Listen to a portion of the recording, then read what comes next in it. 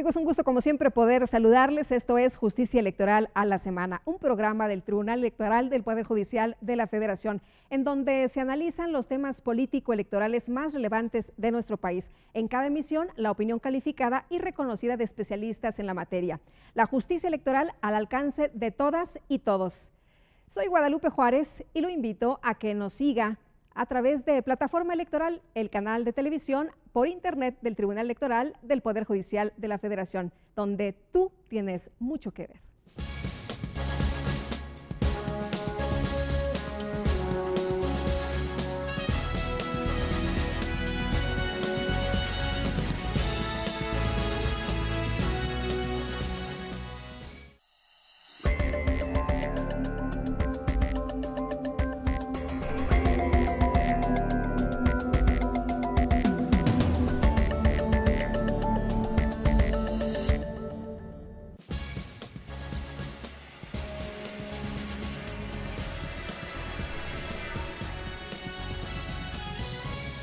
Amigos, un gusto como siempre poder saludarles. Gracias por estar en la sintonía de Justicia Electoral a la Semana, un programa del Tribunal Electoral del Poder Judicial de la Federación.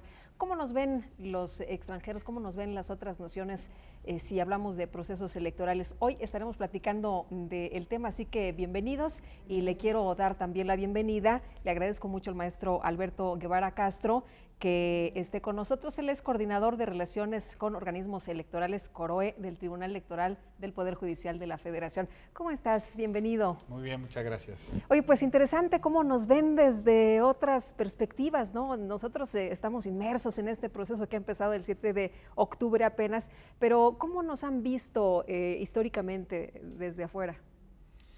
Gracias por la oportunidad de hablar de este tema. Cuando uno habla de elecciones, normalmente se refiere al proceso nacional, porque la democracia es finalmente propiedad de los ciudadanos, y en ese sentido, la óptica internacional o cómo interactúa el propio proceso con otros países o cómo se ve desde otros países, no necesariamente tiene suficiente atención.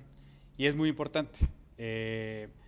Desde la década de los 90, por ejemplo, desde 1994, el Programa de las Naciones Unidas para el Desarrollo ha trabajado muy de cerca con las autoridades electorales mexicanas, precisamente en este proceso de observación, fortaleciendo a los observadores nacionales, canalizando recursos de capacitación y creando las capacidades necesarias para profesionalizar la observación electoral con resultados muy satisfactorios. Además de eso, otras democracias han ido acompañando el propio proceso de la democracia mexicana. Es del mayor interés para los vecinos, no solamente geográficos, sino para los vecinos políticos, que una democracia como la mexicana permanezca saludable, que tenga instituciones eficientes, eficaces, y por eso históricamente, por lo menos en las últimas 2 o 3 décadas, hay una actividad muy intensa en el ámbito internacional. ¿Empezamos a ser atractivos a partir de la transición, a partir del 2000? A partir del 2000, digamos, el 2000 es el parteaguas, ¿no? Pero los trabajos de observación desde la segunda mitad del siglo XX se han ido consolidando. De hecho, hace 10 años se consolida o se profesionaliza internacionalmente la observación, pero sí, en efecto, las últimas 2 décadas han sido particularmente interesantes para la comunidad internacional. ¿Qué hemos hecho que ha llamado la atención en otras partes del mundo, que incluso nos han mencionado como modelos cuando se habla de organización de las elecciones? Pues, aunque nos falta mucho por hacer, ¿no? Claro, claro. Repetidamente y en varias reuniones internacionales se escucha decir que la democracia no es un fin, sino que es un camino. Lo que importa es el proceso. Y para los demócratas lo más importante es nunca olvidar eso. Si bien la democracia mexicana tiene instituciones sólidas, garantías para los ciudadanos de que su voto va a ser respetado, libertad de expresión, etcétera, no hay que descuidarnos. Entonces, el ejemplo mexicano para la comunidad internacional, en especial en la última década, ha sido consolidación de la administración de la elección, tener registros de electores creíbles, tener procesos electorales en donde se instalan prácticamente el 100% de las casillas electorales Y más importante aún, en una generación más reciente del proceso electoral, garantías desde el punto de vista de la justicia, el acceso a la justicia para la defensa de los derechos políticos. Esto es algo en lo que México es sin duda ejemplar y es consultado sistemáticamente. ¿Cuáles son las instituciones que están defendiendo los votos de los ciudadanos? ¿Cómo se abren las puertas a los ciudadanos para ello? Y los temas específicos en los que se ha resuelto cada una de las problemáticas presentadas. Y eso es justo la labor del Tribunal Electoral. Alberto, la desconfianza sigue siendo un tema en nuestro país. Decías hace unos momentos, esto es lo que nos preocupaba hace unos años. ¿Qué es lo que nos preocupa ahora? Las preocupaciones son más complejas. Ahora que sabemos que, por ejemplo, nuestra credencial de elector tiene todos los candados de seguridad que garantizan su integridad, ahora que sabemos que la gente, si quiere ir a votar, va a ir a votar libremente, etcétera, nos interesa la integridad del proceso electoral. No nada más el día de la elección, sino qué pasa antes, cómo informamos a los ciudadanos de manera adecuada, cómo ponemos a su disposición los mecanismos para ejercer sus derechos políticos y cómo se garantiza que efectivamente los vamos a proteger de manera continua durante todas las etapas del proceso. Entonces, ahora las discusiones tienen más que ver con eso. ¿Cómo hacemos que, por ejemplo, una discusión muy moderna, ¿no? en el ámbito electoral y en particular en México, cómo hacemos que coexistan los derechos políticos de habitantes de pueblos y comunidades indígenas y sus sistemas normativos con la legislación ordinaria? Ambos están buscando proteger los derechos de los integrantes de esa comunidad. Ahora las discusiones están en cómo hacemos una protección más amplia de esos derechos, haciendo coexistir dos modelos, ¿no?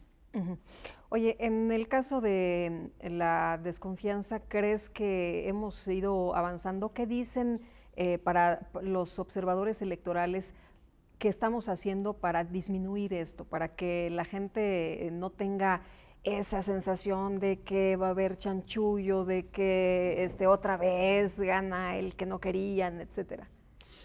Bueno, tienes razón, no solamente en México, sino en América Latina, persiste un nivel de desconfianza que se explica por muchos factores, incluso históricos o de los propios sistemas políticos de cada país. Ahora, yo creo que el incremento en, por ejemplo, los asuntos que resuelve el propio tribunal, que eso es un hecho que se puede verificar estadísticamente, habla de una mayor confianza en la autoridad para resolver por vías institucionales los conflictos políticos que, si pensamos en el mismo caso hace 50 años, se resolvía violentamente. Así es. ¿No? Entonces, hay una nueva desconfianza, si tú quieres, una desconfianza que más que llamarse como tal, es un cuestionamiento, ¿no? Y que eso es una de las características de un buen ciudadano. Un buen ciudadano tiene que exigir sus derechos. Y tiene que decir que me expliquen bien qué fue lo que pasó, ¿no? Para quedar conforme. Te quiero preguntar, ¿es fácil para los observadores el participar en elecciones en nuestro país? Sí, es decir, existen libertades. Antes no lo era, ¿no? No, y es que antes no lo era porque no existía un marco de referencia. A partir de 1993, las reformas al COFIPE en aquel año permiten la figura de la observación electoral nacional y esta se va fortaleciendo con el paso de los años. Y yo me acuerdo, no sé si tú recuerdas, pero a mí me llama mucho la atención las notas periodísticas que decían, estábamos al pendiente, ¿no? Para sacar la nota, si venían o no venían los observadores electorales. Era, pues, muy interesante en esa época, ¿no? Sí, y además también la observación electoral, como decía hace un momento, se ha profesionalizado, ha crecido, ha madurado, porque, digamos, la observación electoral de hoy en día busca que se cumplan ciertos aspectos técnicos, que los procedimientos sean limpios, está buscando cosas muy específicas y muy técnicas. Hace años el observador electoral era estereotipado como el que buscaba el fraude y es una intencionalidad muy diferente. Hoy en día un observador profesional no está esperando encontrar un fraude. sino está esperando evaluar los procesos digamos, el proceso electoral en sus microprocesos, ¿no? ¿Quiénes son los observadores electorales? ¿Vienen a través de organismos? ¿A quiénes les interesa el caso México? En fin, platícanos por favor de todo esto. La comunidad internacional tiene dos formas generales de participar. Una es apoyando a los observadores nacionales. Ese es el caso, por ejemplo, del Fondo de Apoyo para la Observación Electoral, que en el 2012, que fue la última edición del fondo, apoyó a 43 proyectos de 42 organizaciones mexicanas. Y estas organizaciones presentaron una propuesta en donde sugirieron evaluar una serie de aspectos, pasó por un comité técnico, el comité los aprueba y se les otorga un apoyo financiero para el desarrollo de sus actividades. Esa es una forma de actividad internacional en el proceso electoral. La otra forma es directamente enviando una delegación. Por ejemplo, recordarán que en el 2006 la Unión Europea envió una delegación para observar la elección presidencial de ese año. Vienen un grupo de expertos, normalmente es una observación de largo plazo, no vienen nada más el día de la elección y escriben un reporte y, bueno, emiten una opinión sobre el proceso electoral, ¿no? La OEA, la Organización de Estados Americanos, también observa sistemáticamente y de manera directa, ¿no? O sea, ¿alguien independiente puede venir y acreditarse como observador electoral? ¿De otro país? ¿De otro país? Hay un proceso, no es tan sencillo como integrarse ¿algún organismo? Sí, no es tan fácil como decir, bueno, ya estoy en México, voy a observar con permiso, ¿no? Sí. Hay que cumplir con ciertos requerimientos, hay que acreditarse ante las autoridades mexicanas, porque también es bien importante mantener el equilibrio entre vamos a abrir todos los procesos, vamos a ser transparentes y vamos a proteger nuestras instituciones también, la integridad de las instituciones y la soberanía nacional, ¿no? Ahora, ¿cómo ves tú el escenario? ¿Cómo ves tú el nuevo panorama? De 2000 para acá, ¿el trabajo del observador sigue siendo el mismo o ya es totalmente distinto? ¿Ha cambiado? Porque el país ha cambiado, los escenarios han cambiado. Totalmente cierto. Y con el país ha cambiado también la observación. Y ha cambiado en el mundo. Pero en el caso mexicano, un muy buen ejemplo por citar el proceso electoral federal anterior, no había un solo canal para la observación, sino que las organizaciones de la sociedad civil podían acceder al Fondo para la Observación Electoral de diversas maneras. Por ejemplo, con una investigación académica que involucraba más trabajo de gabinete y una investigación bien documentada, ¿no? Había otro carril, por llamarle de alguna manera, en donde las organizaciones de la sociedad civil decían, yo quiero observar específicamente aquellas cuestiones que tengan que ver con justicia electoral.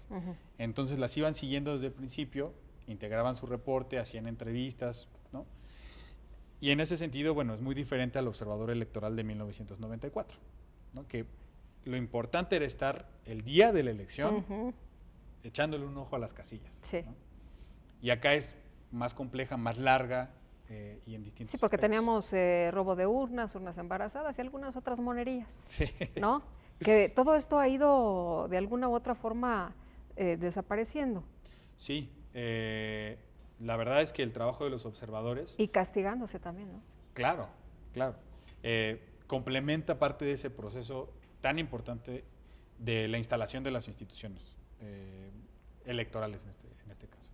¿Por qué? Porque si un ciudadano sabe que existen esos canales y observa que hay una conducta inapropiada, sabe cómo canalizarla y lo hace. Al principio hay que abrir brecha, pero al día de hoy las instituciones mexicanas, las autoridades electorales están sólidas y los observadores lo saben. Entonces las van a usar. Van a observar el proceso y si notan una anomalía, van a acudir a las instancias correspondientes. ¿Qué tan importante es un proceso intermedio? Porque incluso nosotros lo notamos como periodistas o como observadores también, si quieres, sin el gafete de observadores, simplemente como ciudadanos, vemos que en las intermedias hay menor participación que cuando hay una elección para gobernador o para presidente, ¿no? Aquí, ¿cómo ves tú las cosas? ¿Sí generan interés de los organismos internacionales? Sí. O se la saltan. No, genera interés porque además, como decía hace un momento, la democracia es un proyecto, un proceso, y hay que observarla permanentemente. Un proceso intermedio, generalmente, si uno revisa las estadísticas en cualquier país, tiene menos votantes acuden a las urnas. En general ese es el principio. Sin embargo, esta elección en particular es importante también para la observación electoral, porque concurren distintos tipos de elecciones, se puede observar distintas dinámicas, porque no es lo mismo observar una elección presidencial y todo lo que genera eso, a una renovación del Congreso, ahora que el Congreso es un actor relevante para la generación incluso de políticas públicas, etcétera, llama mucho la atención. Y por otra parte también, todas las elecciones municipales a nivel local es la primera realidad del ciudadano. Entonces, como revisten esta importancia, los observadores electorales profesionales lo saben y vamos a tener atención de observadores internacionales, ¿no? ¿Cómo nos ve también, no nada más los observadores electorales, el papel de la prensa internacional, el seguimiento de medios? ¿Sí hay atención? Sí. ¿Por coyuntura o porque sí les interesa saber qué pasa? Siempre la coyuntura ayuda, ¿no? Sin embargo, siempre las elecciones mexicanas, en particular en la región, por distintas razones, nuevamente cuestiones históricas, el papel de México en el continente, la proximidad con Estados Unidos, la importancia de que sea una democracia estable, llama la atención a nivel mediático. El siguiente proceso electoral seguramente también contará con presencia de periodistas extranjeros, cobertura de los principales diarios siempre hemos tenido, y bueno, pues para eso tanto las autoridades electorales como los ciudadanos en la fiesta cívica debemos estar preparados para el escrutinio del extranjero, ¿no? Jurisdiccionalmente, ¿qué pasa? Decías que esto es sumamente importante, ¿no? Sí. La parte jurisdiccional, la parte de acceso a la justicia, la parte de la defensa de los derechos políticos ante un órgano que puede tener distintas naturalezas en distintos países, llama mucho la atención en el caso de México. En el caso de México, el Tribunal Electoral del Poder Judicial de la Federación dialoga, por ejemplo, con cortes constitucionales, porque el tribunal es una corte constitucional. Y entonces, al emitir decisiones de última instancia, pues, digamos, tiene un diálogo tú a tú con estas cortes. Pero también tiene un diálogo con, por ejemplo, tribunales de lo contencioso electoral, por lo especializado de sus decisiones. Esta doble naturaleza del Tribunal Electoral de México ha llamado la atención de muchos países y esto se ha reflejado incluso en solicitudes específicas que hemos tenido de asistencia técnica para conocer el modelo mexicano y entender muy bien cuáles son las subetapas de ese proceso de jurisdiccional, ¿no? Se ha hecho muy profesional el Tribunal Electoral, de eso se trata, por eso también llama la atención, por eso pertenece a tantos organismos internacionales.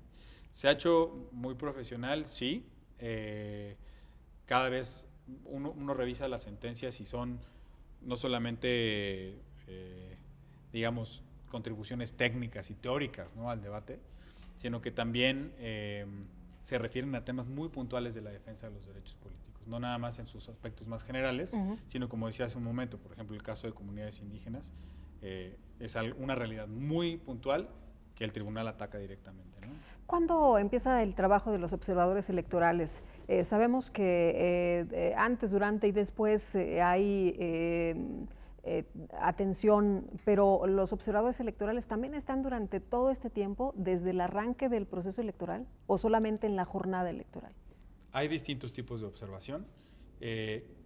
Quienes están únicamente en la jornada electoral hacen labores de observación muy acotadas y normalmente forman parte de un programa de acompañamiento internacional, que es distinto a la observación. Y también hay observación de largo plazo, es la que ahora prefieren las organizaciones internacionales especializadas. Por ejemplo, en el caso de la OSCE en Europa, mandan una misión con anticipación para observar también precampañas, campañas, registro de candidatos, y el día de la elección, una semana antes aproximadamente, también se despliegan. Este es el tipo de observación que vemos más comúnmente en nuestros días, ¿no? ¿México es un país más abierto? Sin duda. No hay duda de ello. Por lo menos si hacemos una evaluación de las últimas décadas, las últimas 5 décadas, por ejemplo, es muy claro. Si lo acotamos a las últimas 3, a la experiencia a partir, digamos, de la creación de las autoridades electorales actuales, hemos ido avanzando. Se han creado instancias especializadas, por ejemplo, el IFAI nació en esa época. Es un país más abierto, ¿no? El papel de la sociedad. Importantísimo. Importantísimo para conocer sus derechos, es decir, el ciudadano moderno tiene que entenderse ciudadano, tiene que saber cuáles son las responsabilidades, tanto suyas como de las autoridades, y saber cómo defender sus propios derechos, cuestionando por qué esto, por qué lo otro, por qué estas autoridades, cuál fue el procedimiento, se protegieron mis derechos en ese procedimiento. Es bien importante el papel de la sociedad civil.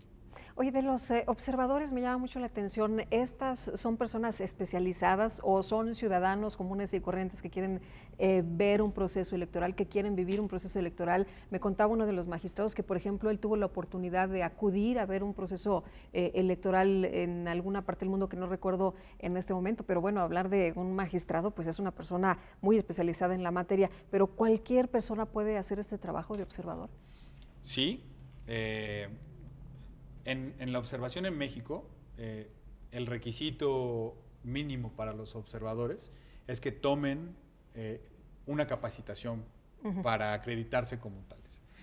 Pero esto no significa que una persona, digamos, que no tiene el máximo grado de escolaridad, no pueda ser observador. Por supuesto que puede serlo. Porque además, una de las virtudes del sistema mexicano es que los procesos, es cierto que son complejos, pero es sencillo entenderlos. Es decir, hay un paso A, paso B, paso C, y son claramente identificables. Los subprocesos y, digamos, las entrañas del marco jurídico que sostiene esto son complejos, pero un ciudadano puede observar muy claramente cuáles son las distintas etapas e identificar cuáles son los derechos que tienen cada una de ellas, ¿no? Sí, o sea, México no es un país difícil para la observación. No, e incluso las dificultades que se han identificado también por la comunidad internacional. Recientemente se solicitó una opinión a la Comisión de Venecia sobre la legislación electoral mexicana. Y esto fue antes de la reforma, de la última reforma. Si nosotros leemos el reporte de la Comisión de Venecia con los términos actuales de la legislación, vemos que muchas de esas preocupaciones se atendieron. Se han identificado con mayor claridad en distintas leyes temas que estaban en la legislación anterior en una sola. Por ejemplo, partidos políticos. Partidos políticos ahora están en una ley específica. Y esa era una de las recomendaciones de la Comisión de Venecia.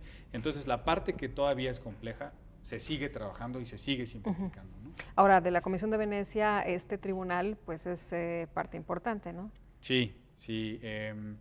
Hace contribuciones sistemáticas, incluso la observación electoral a la que referías hace un momento, es en el contexto de la cooperación con el Consejo de Europa, con la Comisión de Venecia. Oye, me hablabas hace un momento, nos hablabas a nuestros amigos del auditorio sobre el Fondo de Apoyo de la Observación Electoral. ¿Este fondo cómo se crea, cómo nace y bueno, cómo opera? El fondo opera en México desde hace 20 años, desde 1994. Desde entonces, en las últimas 7 elecciones federales, el Programa de las Naciones Unidas para el Desarrollo ha fungido como administrador de ese fondo. Se integra con recursos hasta por lo menos la elección del 2012 del Instituto Federal Electoral y de la Secretaría de Gobernación. Este fondo se entrega a las Naciones Unidas, no se tiene ninguna injerencia ni por parte del gobierno federal ni por parte de las autoridades electorales en cómo se va a manejar ese fondo. Simplemente se entrega a las Naciones Unidas, se crean unos lineamientos para su operación y se deja en sus manos. ¿A qué se destinan estos recursos? Precisamente a fortalecer las capacidades instaladas de las organizaciones civiles que quieren observar el proceso. Para que sea totalmente independiente, ¿no? Totalmente independiente. Sí, porque exacto. si alguien paga una lanita y vienes de observador, pues tú dices lo que a lo mejor le conviene a tal o cual organismo. Claro, y además para que quede muy claro, esos recursos se destinan exclusivamente a la observación electoral bajo criterios avalados por la Organización de las Naciones Unidas. México, ninguna autoridad le dicta a las Naciones Unidas qué hacer. En ese sentido es totalmente autónomo, pero eso sí, hay un compromiso de las autoridades electorales por integrar este fondo, ¿no? ¿Qué hacemos con esa información? ¿Qué hacemos con la información que dan los observadores electorales? ¿Realmente es importante, aporta, se toma en cuenta, cambia el escenario? La pregunta es fundamental y es una pregunta que se repite en todo el mundo. ¿Cuál es el propósito de la observación? ¿Se le da seguimiento o no? En el caso de México, por lo menos en los años recientes, que es cuando se ha fortalecido esta actividad, se han generado reportes con todas las investigaciones que hicieron las organizaciones de la sociedad civil. Y los reclamos atendibles se incorporan al aprendizaje institucional. Si tú observas, por ejemplo, el desarrollo de la elección de 2006 en la parte jurisdiccional versus al mismo escenario en 2012, notas diferencias fundamentales que son producto de la observación. Alguien dijo, esto se puede hacer mejor, y se hizo mejor a la siguiente elección. Entonces, es complicado verlo cuando uno está en el proceso. En el largo plazo es muy claro. O sea, sí tiene repercusiones y han sido positivas porque han cambiado las cosas. Sí, y además, mientras más profesional sea la observación electoral, esos resultados son más visibles. ¿Cuáles dirías, Alberto, que son los retos para esta próxima jornada electoral, para este próximo proceso del 7 de junio? Bueno, sin duda alguna, contar con una nueva ley, con un nuevo grupo de leyes, nuevas disposiciones en la materia es un reto. Es un reto que estamos atendiendo, capacitando tanto a nuestros funcionarios como a las organizaciones de la sociedad civil que se nos han acercado. Es un reto también en términos de explicar muy rápidamente información nueva a una audiencia muy diversa, pero insisto, con el apoyo de la comunidad internacional, con quienes trabajamos todos los días. Te comentaba hace un momento, literalmente vengo de una reunión con ellos. Entonces, en efecto, hay una comunicación muy fluida. Eso es atendible, la parte de la comunicación. La otra parte es necesitamos que la sociedad civil continúe comprometida con su democracia. Las autoridades electorales tienen un mandato, pero ese mandato viene de la ciudadanía. Si la ciudadanía sigue impulsando el desarrollo democrático del país, exigiendo resultados, conociendo sus derechos, ejerciéndolos, creo que vamos por buen camino. Esos van a ser los retos más importantes. Alguien decía que si el ciudadano en la democracia se duerme, después eso se puede convertir en pesadilla. ¿Sí? El ciudadano, en efecto, en las democracias eso pasa. El ciudadano se duerme y empezamos la pesadilla. Entonces hay que estar activos, participantes. Decías hace un momento, esa es la base, ¿no? La participación de los ciudadanos es fundamental. Sin duda alguna, y además, más allá del día de la elección, la participación política es un concepto muy amplio. Y hay que entenderlo así como ciudadanos, desde la comunidad más inmediata hasta el país completo. Muy bien, pues ha sido un gusto poder platicar contigo, Alberto. Muchísimas gracias como siempre. Gracias. Muchas gracias y muchas gracias también a usted por habernos acompañado en Justicia Electoral a la semana. Gracias a todo el equipo de producción del Tribunal Electoral del Poder Judicial de la Federación y la invitación como siempre para que nos vea aquí a través de este canal, pero también a través de nuestra plataforma electoral donde tú tienes mucho que ver. Así que todos tengan muy buena semana, que la pasen muy bien.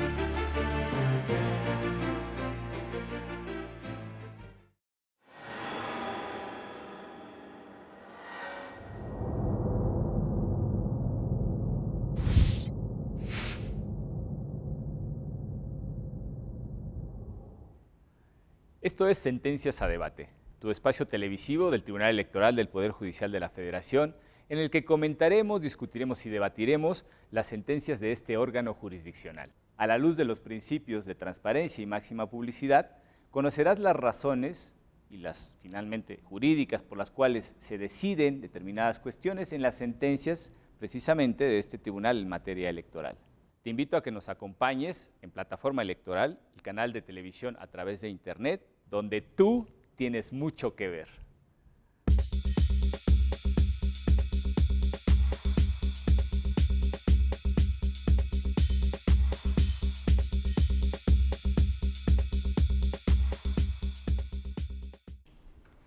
Bienvenidos a las Sentencias a Debate, un programa del Tribunal Electoral. Hoy le ofrecemos la integración del Tribunal Electoral de Michoacán. Y es que a través de un juicio para la protección de los derechos político-electorales del ciudadano, un aspirante a integrar este Tribunal Electoral de Michoacán impugna un acuerdo de la coordinación política, de la Junta de Coordinación Política del Senado de la República, por el que se designa la integración de este Tribunal Electoral de Michoacán. ¿Qué hizo la Sala Superior? Bueno, pues la Sala Superior del Tribunal Electoral revoca dicho acuerdo para que de manera fundada y motivada se expida otro en el que se explique por qué hubieron esas exclusiones de determinadas personas que aspiraban a integrar el Tribunal Electoral de Michoacán. Hoy en el estudio de las Sentencias a Debate acompañan a Pedro Lara y Malo el maestro Jaime Sicourel Solano, quien es profesor de posgrado de la UNAM, así también el maestro Enrique Figueroa Ávila, quien es secretario de Estudio y Cuenta de la ponencia de la magistrada María del Carmen Alanís Figueroa. Soy Lucy Farías, quédese con nosotros, por favor.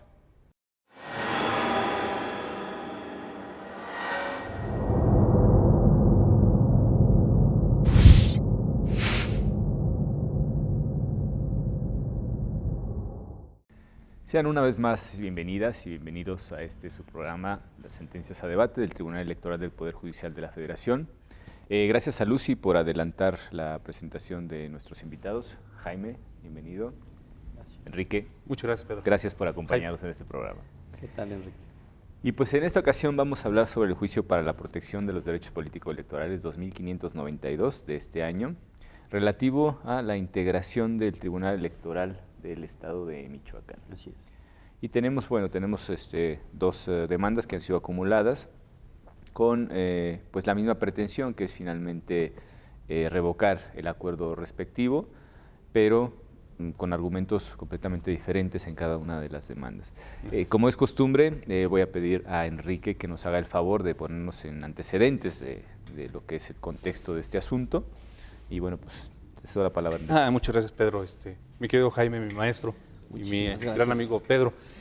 Efectivamente, este asunto de la integración del Tribunal Electoral del Estado de Michoacán, cabe recordar que está en el contexto de renovación de los magistrados, de los órganos jurisdiccionales, de 17 entidades federativas que realizó el Senado de la República en el mes de octubre de este año. Y que responden a la reforma de este año. Así es, efectivamente, esta reforma constitucional del mes de febrero tuvo, entre otros efectos, el llevar a cabo la renovación de los tribunales electorales locales.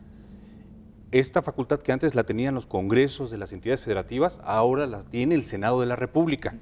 Y en esa medida, el Senado de la República tiene el mandato del constituyente de llevar a cabo la renovación de la magistratura en aquellas entidades federativas que en el año 2015 van a tener jornada electoral.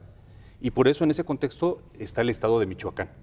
Y en el caso del Estado de Michoacán, bueno, pues, cabe recordar que el Senado de la República emitió una convocatoria dirigida a estas entidades federativas para que las personas con aspiraciones a pertenecer a esta magistratura se registraran.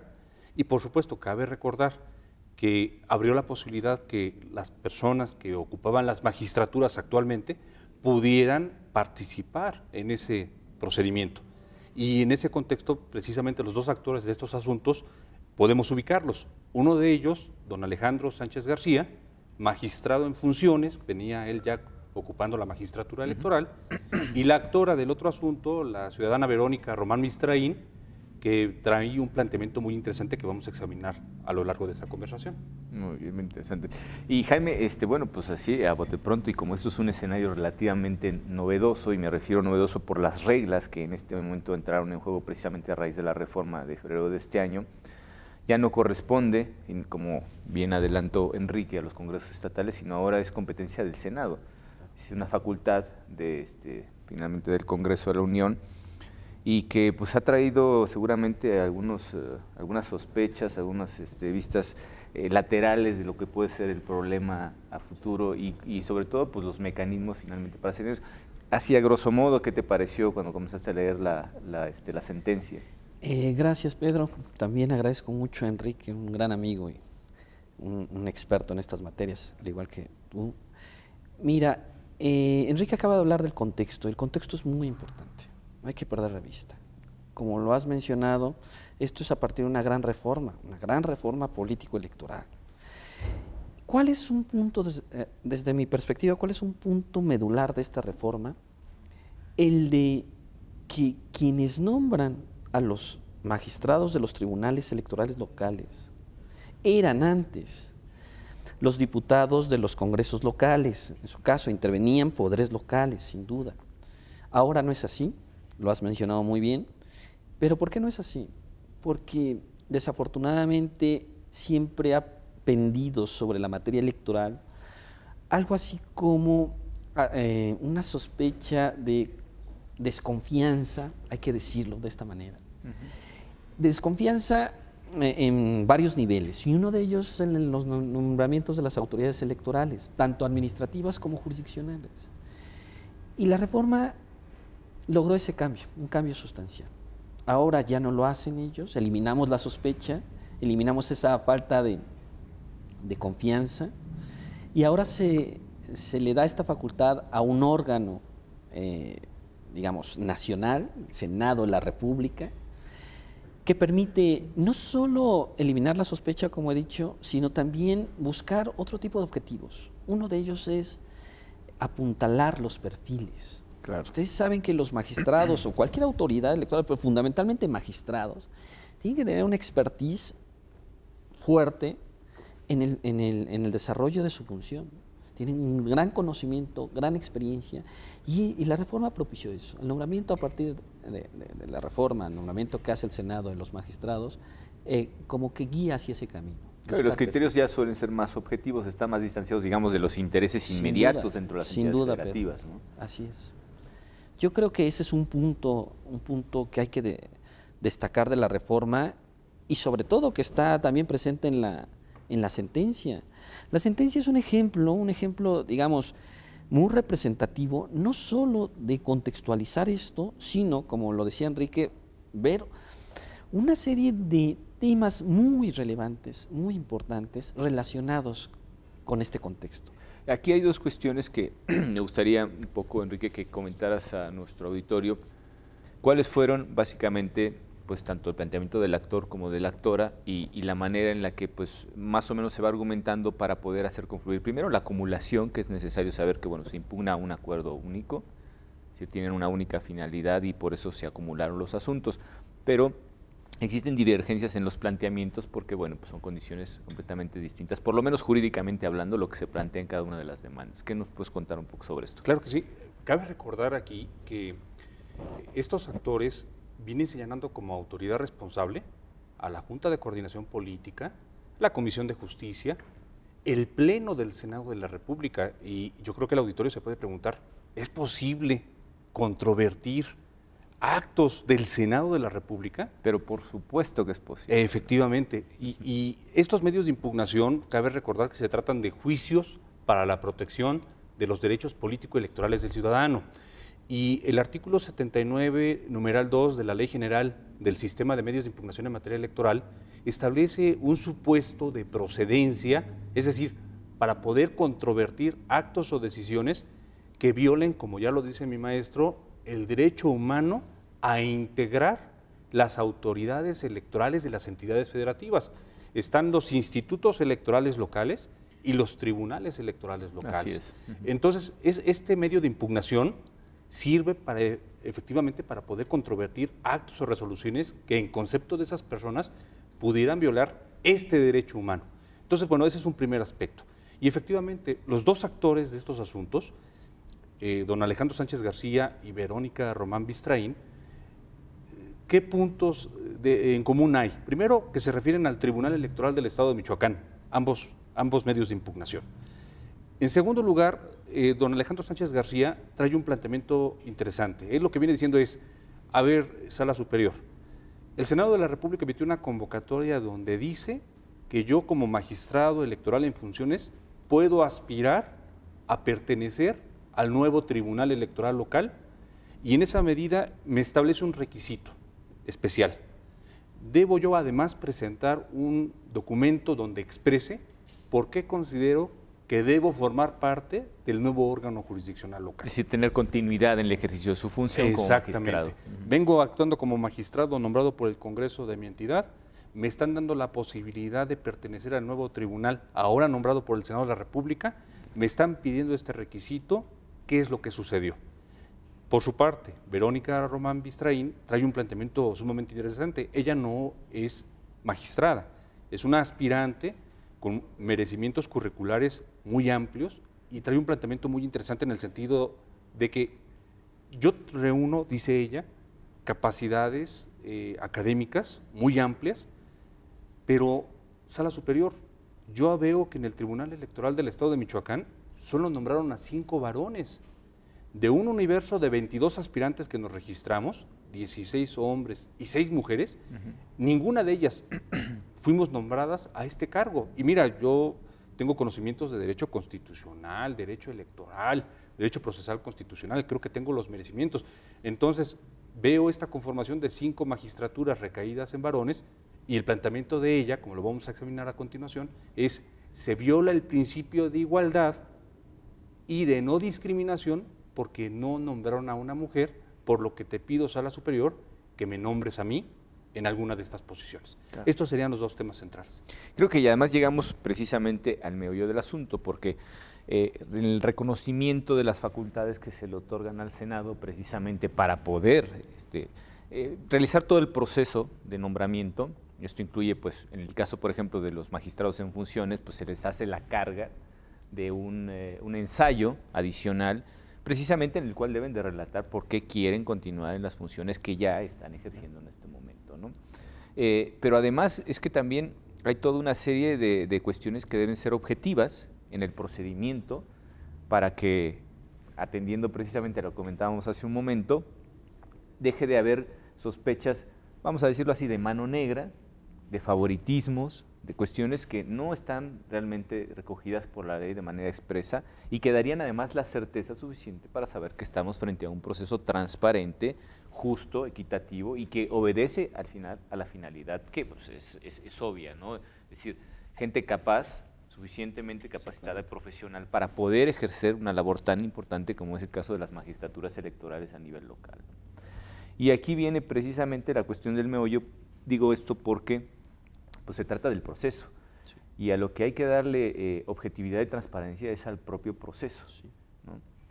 ¿Tú crees que los mecanismos que se hacían expresos en la convocatoria, como el caso, la carga adicional de un ensayo respecto de quienes ya ejercían los cargos, unas entrevistas, etcétera, etcétera, sean suficientes como para dar la certeza que se requiere en un nombramiento de este calado?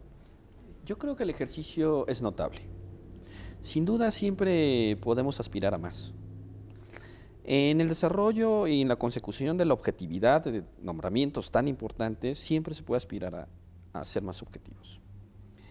Pero hay que hacerlo con mucha cautela, porque normalmente en este tipo de nombramientos intervienen actores políticos, ¿sí? De naturaleza política, esto es así. Esto no significa que esto esté mal. No olvidemos que la situación de los nombramientos se está relacionada con una materia tan sensible, es una materia político-electoral, que entonces, desde luego, está bien que participen los órganos políticos. Sin embargo, los órganos jurisdiccionales tienen que revisar que estas decisiones políticas cumplan con varios criterios, uno de ellos el de objetividad. Además, yo creo que lo plasmaron en la sentencia y de lo que ha podido decir Enrique, se nota que hay un fundamento muy claro en la Constitución y en el marco en general constitucional sobre ese tipo de criterios. Digamos, en la Constitución está previsto, la Sala Superior ha establecido criterios en este sentido, la Suprema Corte también.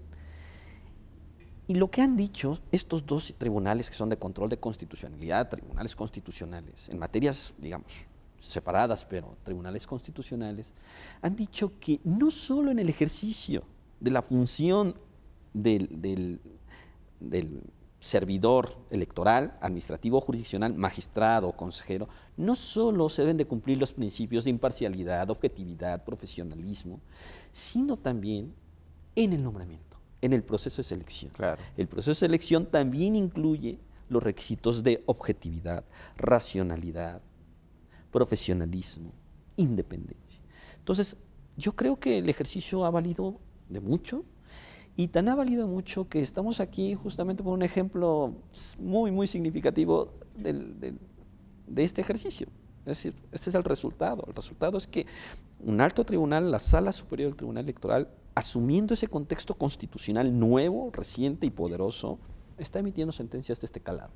Claro, había creo que cierta preocupación y eso lo expresaron los señores magistrados y la señora magistrada, que es precisamente la ponente de este asunto, la magistrada Mari Carmen Alanís, de estar pues en un escenario, digamos, en el que había cierta invasión de competencias respecto de la facultad que le había sido otorgada al Senado. Yo creo que no, yo creo que no existe tal cosa, por lo menos en este tipo de asuntos, sino que estamos trabajando a la par, porque los objetivos creo que se plantearon tanto por parte de los señores legisladores a llevar a cabo la reforma en febrero de este año, como al final de cuentas la consonancia que tienen los pronunciamientos de este tribunal, pues van hacia el mismo camino, ¿no? Es decir, creo que todos tenemos finalmente objetivos comunes y los poderes del Estado pues deben de obedecer finalmente a ese tipo de objetivos que son el bienestar general, ¿no?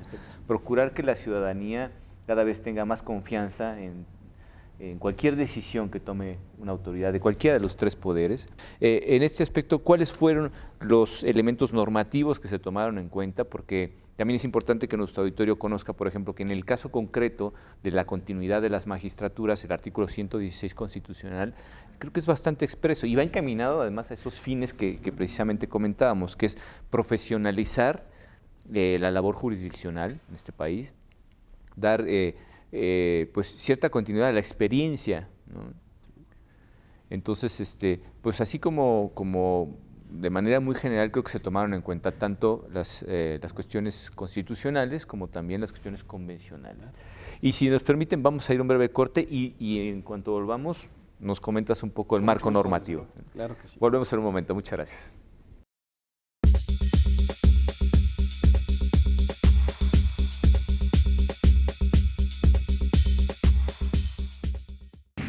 La comunicación es una forma de ejercer la transparencia.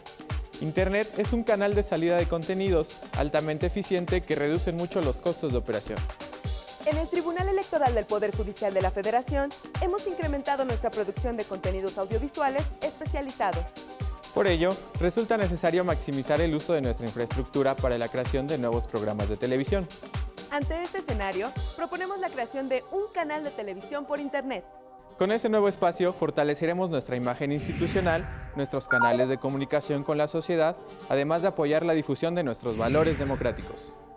Plataforma Electoral busca consolidar los esfuerzos en comunicación que a lo largo de la historia ha desarrollado este órgano jurisdiccional.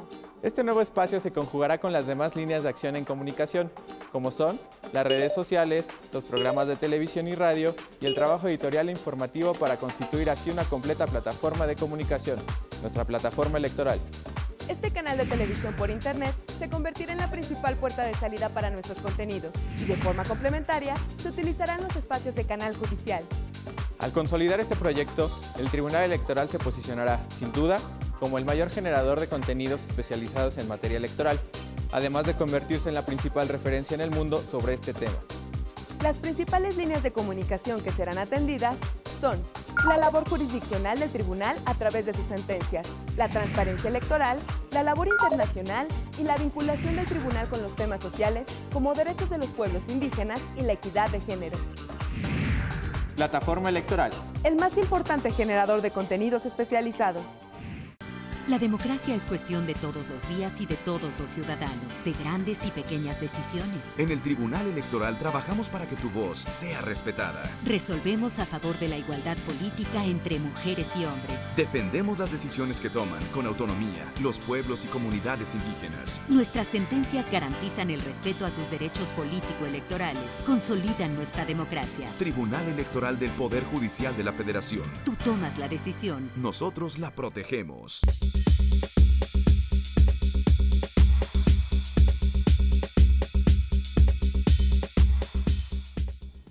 Pues estamos de regreso con ustedes y comentábamos justamente antes de nuestro corte, Enrique nos iba a explicar un poco el marco normativo que en ambos casos se tomó en cuenta para poder resolver lo que pues, la propia sentencia dice. Coméntanos un poco, Enrique, Sí, sobre claro, eso. Cabe recordar que ahora los tribunales electorales locales, por mandato constitucional, todos son órganos autónomos. Antes encontrábamos un diseño donde cada congreso podía determinar si pertenecía o no al Poder Judicial, si era un órgano autónomo al Poder Judicial o no. Ahora el mandato es, no deben pertenecer al Poder Judicial de la entidad federativa. Michoacán ya venía caminando en esa lógica, era un tribunal electoral autónomo, no hay variación de ese tipo. Lo que sí encontramos en el caso de don Alejandro Sánchez García es que él ya venía desempeñando el cargo de magistrado electoral. Y como comentamos al inicio, él además de cumplir todos los requisitos que se establecieron para el general de los aspirantes, cumple uno adicional. Presenta un ensayo donde expone las consideraciones bajo las cuales, y en su concepto, él debe ser tomado en cuenta para seguir perteneciendo en el Tribunal Electoral de la entidad. Desahoga este requisito. Y bueno, ¿qué es lo que sucede en el Senado de la República? Sucede que el Senado, después de desahogar el procedimiento, emite una integración en donde él ya no es tomado en cuenta. Y el planteamiento entonces que él trae a la Sala Superior en su juicio para la protección de derechos político-electorales del ciudadano es, a ver, tribunal, a mí me pidieron el cumplimiento de un requisito adicional y no me están diciendo de manera fundada y motivada por qué no soy tomado en consideración para efecto de la integración del nuevo tribunal. Desde luego, él trae otra serie de conceptos de agravio, pero bueno, el tribunal considera que este es el primordial y es el que enfrenta de manera directa. Y bueno, la sentencia le da la razón. Lo que analiza es que el Senado de la República, en el caso de las personas que ya venían desempeñando el cargo, al exigirles el cumplimiento de este requisito adicional, genera también un efecto hacia el Senado de la República, le genera una carga adicional, que en este caso consiste en explicarles a ellos, de manera fundada y motivada, por qué en su caso no van a ser tomados en consideración para efecto de la integración del órgano jurisdiccional local.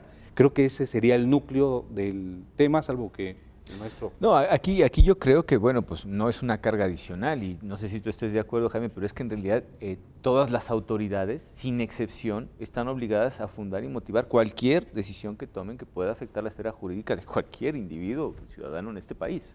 Claro, en efecto, en términos generales, no es una carga, sino es un deber, ¿no? Un deber generalizado y muy claro. Pero lo que dice, el énfasis que le pone Enrique, que creo que es un énfasis correcto, cuando se dice que es una carga adicional, es porque el caso sí cae dentro de todos los casos genéricos donde tienes el deber de fundar y motivar, pero tiene una particularidad. Y la particularidad es este requisito adicional. Entonces ese requisito adicional lo hace, además de cumplir su deber general, un poco más. Así es. Porque, y esto es muy interesante en la sentencia, algo que desde mi punto de vista hay que destacar de ella, es que se estableció un contexto diferenciador.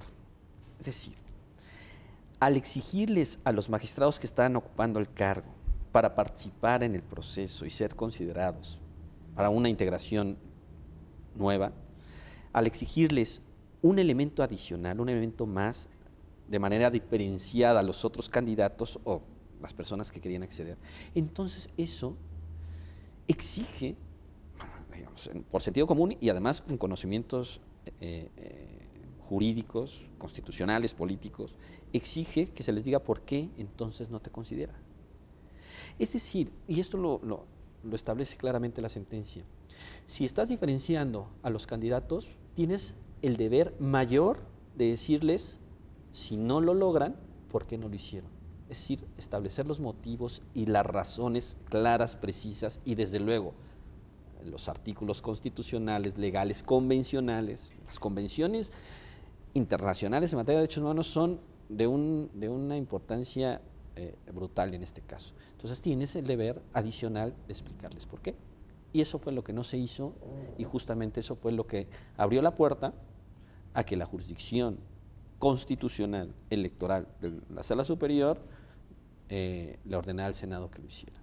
Claro, sí, tienes razón, como dice Enrique, pues sí se les está dando una labor adicional al tratar de justificar por qué quieren mantener esa continuidad en el ejercicio del cargo, pues evidentemente tiene que haber una carga adicional también por parte del Senado para justificar cualquiera que sea la decisión que finalmente se tome, el porqué de esa decisión. Y en el caso además de la actora también entran otros aspectos diferentes, porque decíamos, su enfoque es una cuestión de género, ¿no? De equidad de género finalmente. Sí, así es. Comentábamos que se registraron 22 aspirantes, 16 hombres, 6 mujeres. Y la conformación del Tribunal Electoral del Estado de Michoacán recayó exclusivamente en 5 hombres. Entonces el planteamiento de ella es, a ver, si yo reúno todas las cualidades para ser magistrada y no hay ninguna magistrada, hay una violación al principio de igualdad y se nos está discriminando por razón de género. Entonces el planteamiento que ella trae es en este contexto, y como tú ya lo adelantabas hace rato con mucha exactitud, y lo adelantaba por supuesto mi maestro, esto involucra un importante conjunto de instrumentos internacionales y de leyes locales, bueno, domésticas, nacionales, que tocan el tema de igualdad de manera central. Y precisamente el tema que ella trae va en esa dirección. La sentencia se hace cargo precisamente de este concepto, de advertir si efectivamente hay una violación al principio de igualdad y, sobre todo, una violación al principio de igualdad por razón de género. Y por eso en la sentencia el examen se realiza de manera muy amplia, tocando todo este concierto internacional, por supuesto, el convenio para la eliminación de todas las formas de discriminación contra la mujer, la Convención Americana sobre Derechos Humanos, el Pacto Internacional de Derechos Civiles y Políticos, internamente la Ley Federal para eliminar toda forma de discriminación, la Ley General para la Igualdad entre Mujeres y Hombres. Hace un examen amplísimo de este contexto y concluye la sentencia que en el caso debe también entonces el Senado de la República explicarle a la actora de manera fundada y motivada el por qué, en este caso ella, no fue tomada en consideración por el Senado de la República para efecto de la integración de este órgano, porque en el contexto como lo hizo actualmente sí podría deducirse que hay una violación al principio de igualdad, si no le explica por qué, en este caso, una mujer no fue considerada para efecto de la integración del órgano. Claro, incluso diría yo que hasta estadísticamente las probabilidades de que a ella le tocara, pues alcanzara por lo menos para una magistrada, pues estamos hablando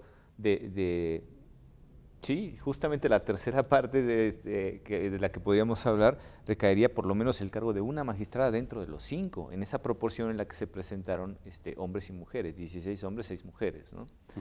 Y aquí se me ocurre además otra cuestión, porque precisamente retomando el tema de la invasión de competencias o la invasión de ejercicio de competencias de los distintos poderes que conforman al Estado, diría yo, una de las cuestiones fundamentales, o sea, no se le está ordenando al Senado que cambie la elección que hizo de magistrados, la selección más bien de magistrados a través de ese proceso cuya convocatoria lanzó el mismo Senado, sino lo que se le está diciendo finalmente es, hay que explicar, hay que dar esa transparencia.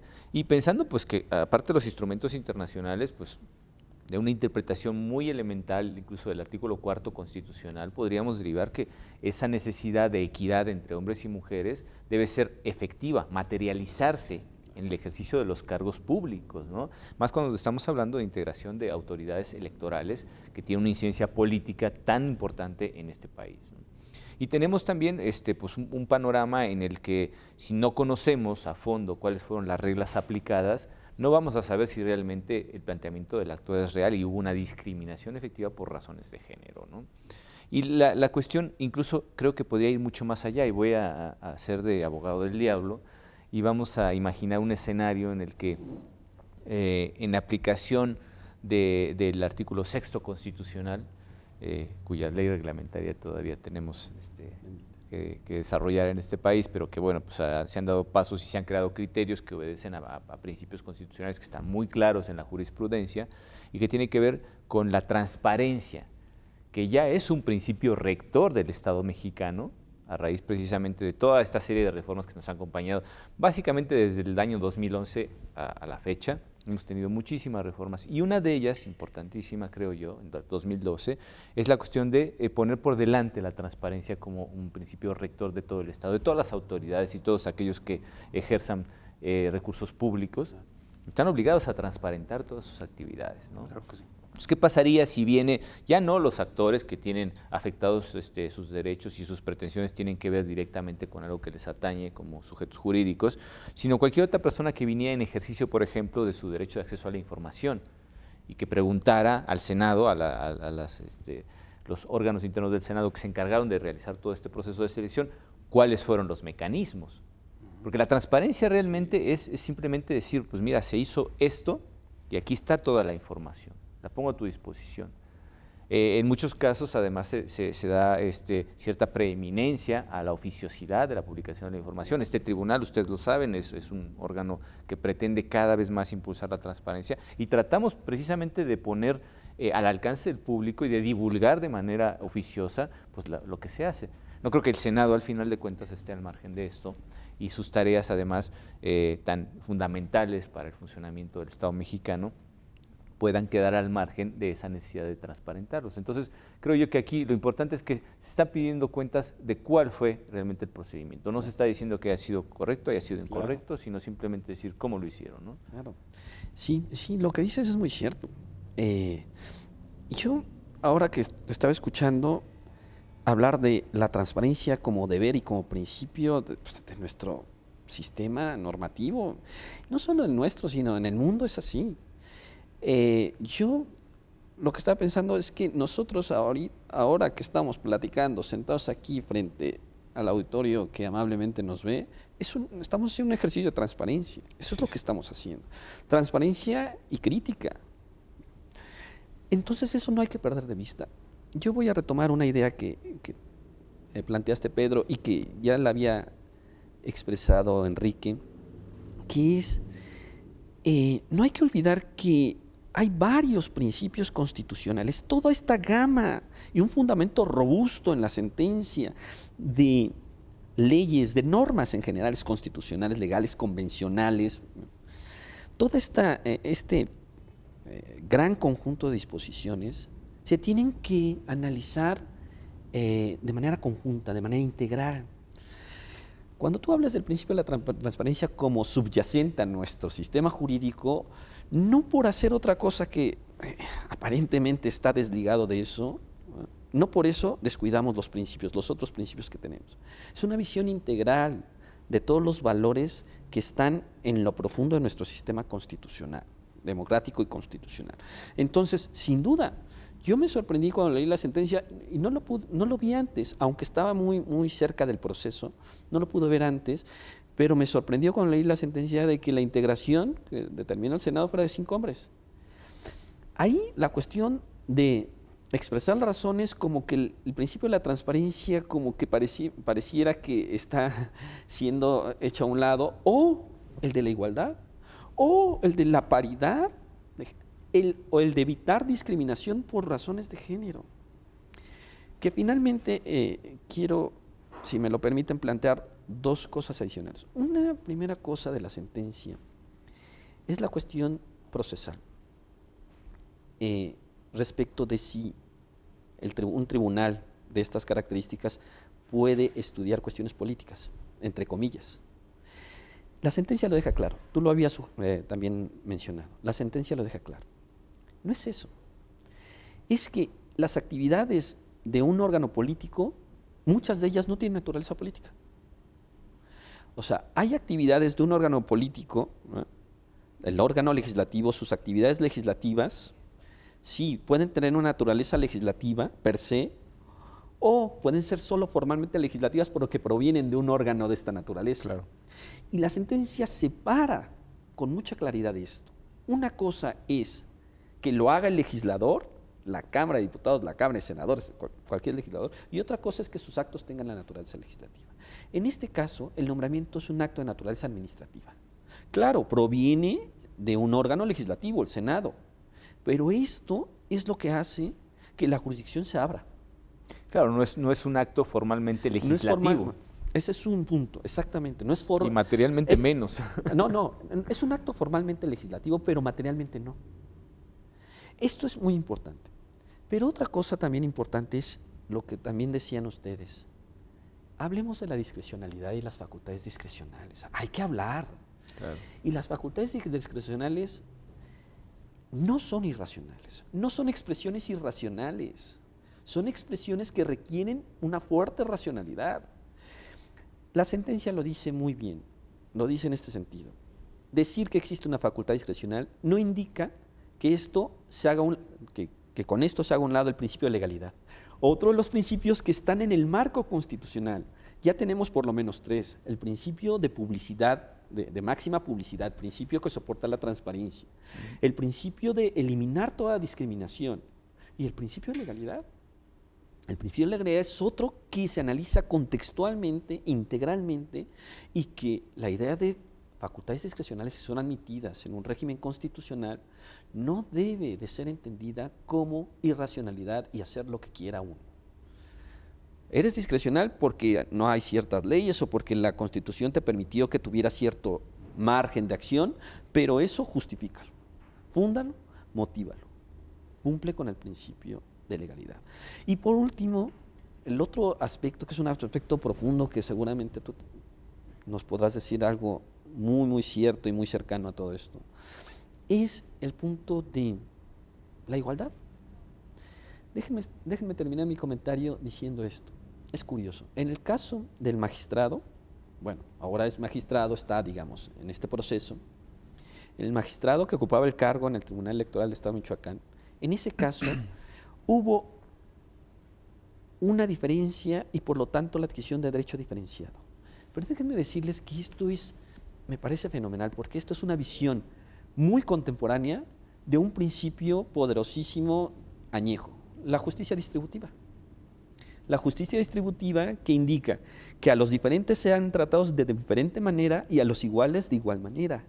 Si le estableces una diferencia, trátalo como diferentes, por lo tanto, justifica. Y en el caso de la equidad de género es algo muy importante porque tiene que ver con el voto particular. Como ustedes saben, la sentencia tiene un voto particular. Así es. Desde mi punto de vista, ambas cosas, tanto el voto particular como la sentencia, están en el mismo sentido. Parece paradójico, pero no lo es. Desde mi punto de vista, el voto particular atendió a un problema de fondo, que ese se va a tener que atender. Y la sentencia atendió a un problema procesal. Fundar y motivar. En principio, funda y motiva. No olvides el principio de equidad, el principio de no discriminación por razón de género y por otras razones. No lo olvides, eso forma parte de nuestro sistema.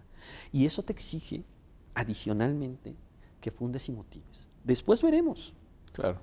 Esa es otra cosa. Y aquí precisamente creo que una de las cuestiones a vencer es precisamente que cuando se toma una decisión que puede estar perfectamente justificada, pero que en apariencia, y vamos a la apariencia del buen derecho también, no corresponde con los principios constitucionales como el de equidad de género, pues aquí tiene precisamente el Senado algo más que justificar respecto de su actuación. Si nos permiten, vamos a ir a una breve pausa y volvemos en un momento. Muchas gracias.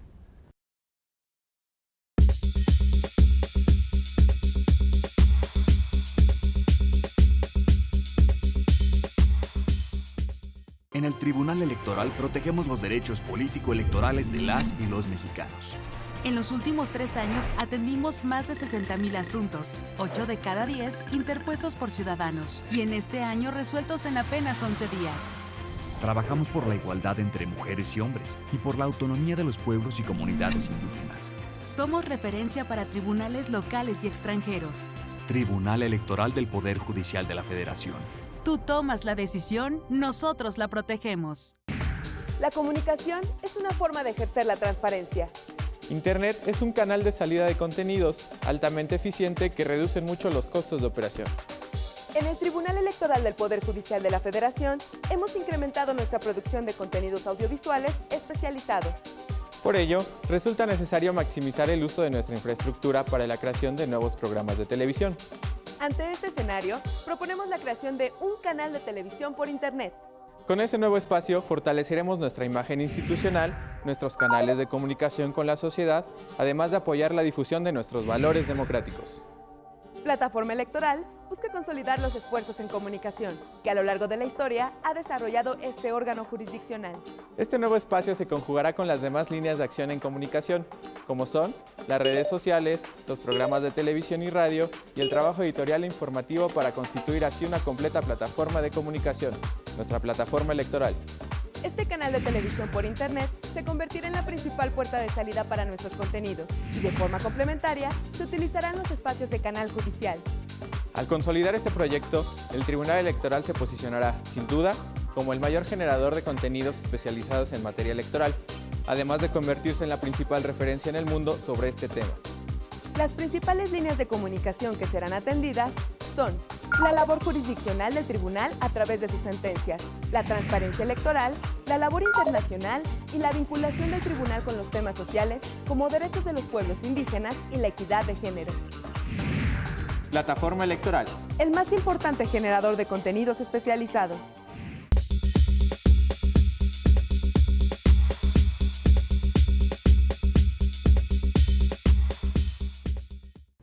Pues nuevamente con ustedes ya en nuestro tercer bloque de este programa de Sentencias a Debate. Y bueno, la conversación está realmente muy interesante. Me gustaría que nos comentaras un poco, Enrique, al final cómo confluyen los argumentos de la sentencia para ordenar lo que se le ordenó precisamente al Senado, que nos hables un poco sobre, digamos, los efectos de la sentencia, retomando también un poco el debate que hubo durante la sesión pública correspondiente y que, bueno, pues se hablaba de varias cuestiones, principios constitucionales, la división de poderes, en fin. ¿Cuáles fueron los efectos reales que se mandó en esta sentencia? Sí, como no, ya lo adelantaba el maestro Securel. Las sentencias se nutren de todo el saber humano.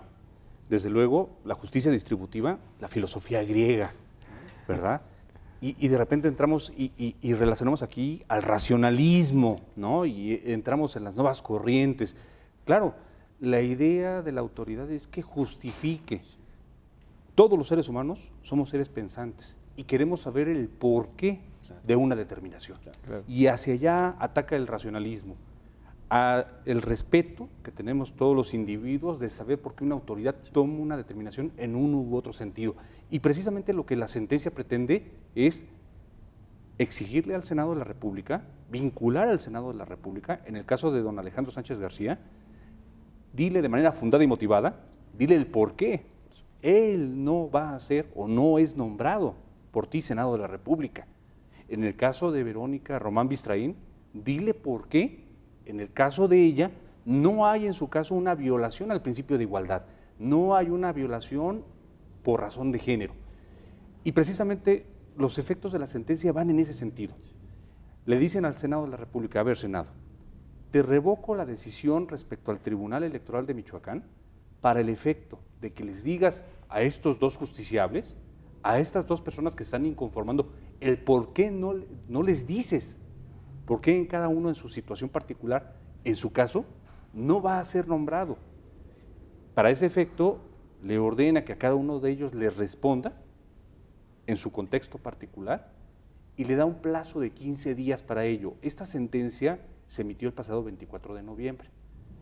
Se le da un plazo de 15 días tomando en cuenta que el Senado de la República está muy próximo ya a finales del año en curso de concluir este periodo ordinario de sesiones, para que también ellos a la brevedad conozcan, porque si no, imagínense si las sentencias quedan abiertas, ¿verdad?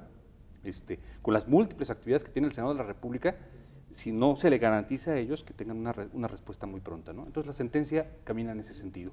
Y por supuesto, muy rápidamente, el magistrado González Oropesa, en el caso de la ciudadana, Verónica Román Bistraín, cuestiona si en realidad hay una violación al principio de igualdad o no, porque el magistrado apunta en su voto particular, absolutamente respetable, desde luego, muy inteligente el documento del magistrado, y dice, bueno, si ella tuvo todo el tiempo la posibilidad de participar, ¿dónde existe esa violación?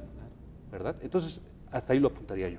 Claro, ¿no? Y además una de las cosas, retomando que decía Jaime al principio, no se trata realmente de que estemos juzgando si se hizo bien o se hizo mal. Estamos pidiendo que nos expliquen pues realmente cuál fue el procedimiento para llegar a la conclusión de nombrar a estos 5 varones que integran, por lo menos hasta el nombramiento que hizo el Senado antes precisamente de la impugnación respectiva, pues el Tribunal Electoral del Estado de Michoacán, ¿no? Y aquí pues lo que se está pidiendo es que den una explicación, ¿no? Al final de cuentas, de forma muy sencilla, lo podríamos resumir como se le pide al Senado, se le ordena al Senado a través de la sentencia que explique cómo llegó a la determinación. Y creo que esto pues es obligación, como decíamos, Jaime, de todas las autoridades en este país, ¿no? Claro, pero además, digamos, las sociedades contemporáneas, esto lo tienen que ver de manera común. Es decir, no es una exigencia, digamos, gigantesca, extraordinaria, rara. No, o sea, no es eso así. Ahorita lo estamos tematizando y, digamos, hacemos énfasis. Pero es curioso que lo hagamos porque en realidad todos que requerimos explicación de cualquier cosa. Claro. Digamos, en eso consiste, lo que decía mi querido amigo Enrique, en eso consiste dotar de sustento, de fundamento una posición, ser racionales, por favor. Es lo, digamos, voy a utilizar este término, aunque no me gusta, es lo mínimo, ¿no? Sí, exacto. Pero, y eso en eso tienen razón. Yo me quedo pensando, al margen un poco del tema, me quedo pensando que yo estoy de sobra, ustedes son unos expertos en esto. No, por favor, creo que no. Mi querido amigo Enrique, que estuvo muy presente en eso, también lo tiene muy claro, y tú también lo tienes. Qué bueno que nos gustó la sentencia y que la pudimos leer con mucho agrado y estar Es muy valioso, Jaime, ¿no? que al final de cuentas haya siempre una perspectiva externa al tribunal, porque, digo, es muy fácil y precisamente abonaríamos a esa cuestión de decir, bueno, pues si son miembros del propio tribunal, pues siempre van a ver bien todas las sentencias que salen. Y no, realmente no es así. Este programa siempre ha estado abierto a la crítica, es más, exigimos la necesaria crítica y el debate, que de eso se trata precisamente el programa. Y afortunadamente creo que en la mayor parte de los casos hay coincidencias, por lo menos generales y amplias, respecto de cómo se han resuelto los asuntos en este tribunal. Pero en los mínimos, precisamente de los que hablabas, la lateralidad, esa visión del outsider, de quien está fuera del órgano jurisdiccional, es sumamente valiosa y es parte del ejercicio de franqueza intelectual que requieren este tipo de cuestiones, ¿no? Y de apertura, yo agradezco muchísimo eso. Entonces, en resumen, lo que yo puedo decir son opiniones personales que, claro, respetan muchísimo, no solo porque tengo que respetar la posición en contra, sino porque las posiciones que tengo, que pueda tener en contra, ahorita convergemos, o sea, pero que pueda tener en contra, o sea, tienen un respaldo fuerte, ¿no? Discursivo, argumentativo fuerte.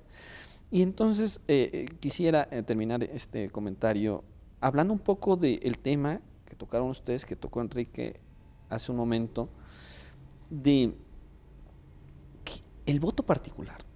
Enrique dijo, el voto particular es un voto particular interesante, o sea, respetable, interesante, y yo lo creo. Y yo creo que la discusión que se dio en el voto particular del magistrado González es un tema que debe ser tratado posteriormente. Pero si no podemos darle expansión a los efectos de esa sentencia para que justifiquen, no podremos ir al debate siguiente. Primero necesitamos las razones y después calificar las razones. Claro. Entonces, por eso están íntimamente vinculados desde mi punto de vista tanto el voto particular como la sentencia. La sentencia es un presupuesto indispensable para que se llegue al debate. Y termino con esto. En el debate que hay, en el debate hay una cuestión de relevancia total, que es la discriminación, lo decías, real, material, aplastante, denigrante de la mujer respecto del hombre. Histórica, brutal.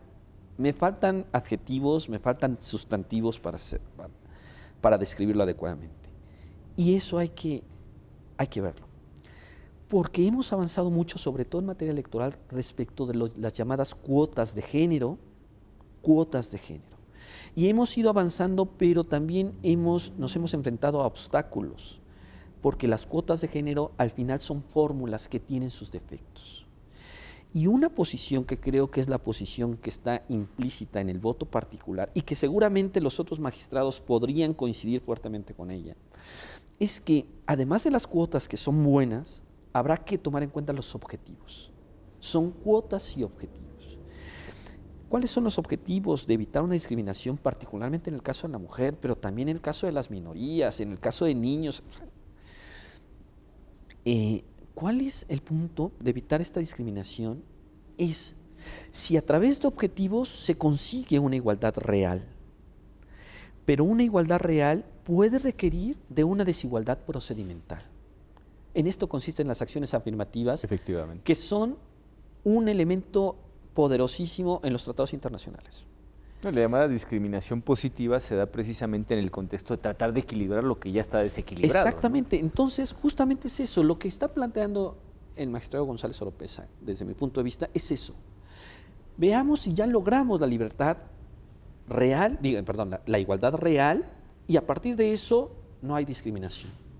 En el proceso se debe hacer una discriminación inversa o positiva, como se le suele llamar, porque hay una diferenciación. La propia Convención para eliminar la eliminación, toda forma de discriminación, para eliminar toda forma de discriminación de la mujer, establece una acción afirmativa en este sentido que la califica además de temporal, por obvias razones, puede extenderse, y también define que las acciones afirmativas no son discriminatorias. Claro. ¿No? Lo tiene que hacer porque el efecto sí es diferenciador, pero es necesario para llegar al objetivo, a lo que llaman el punto de la meta.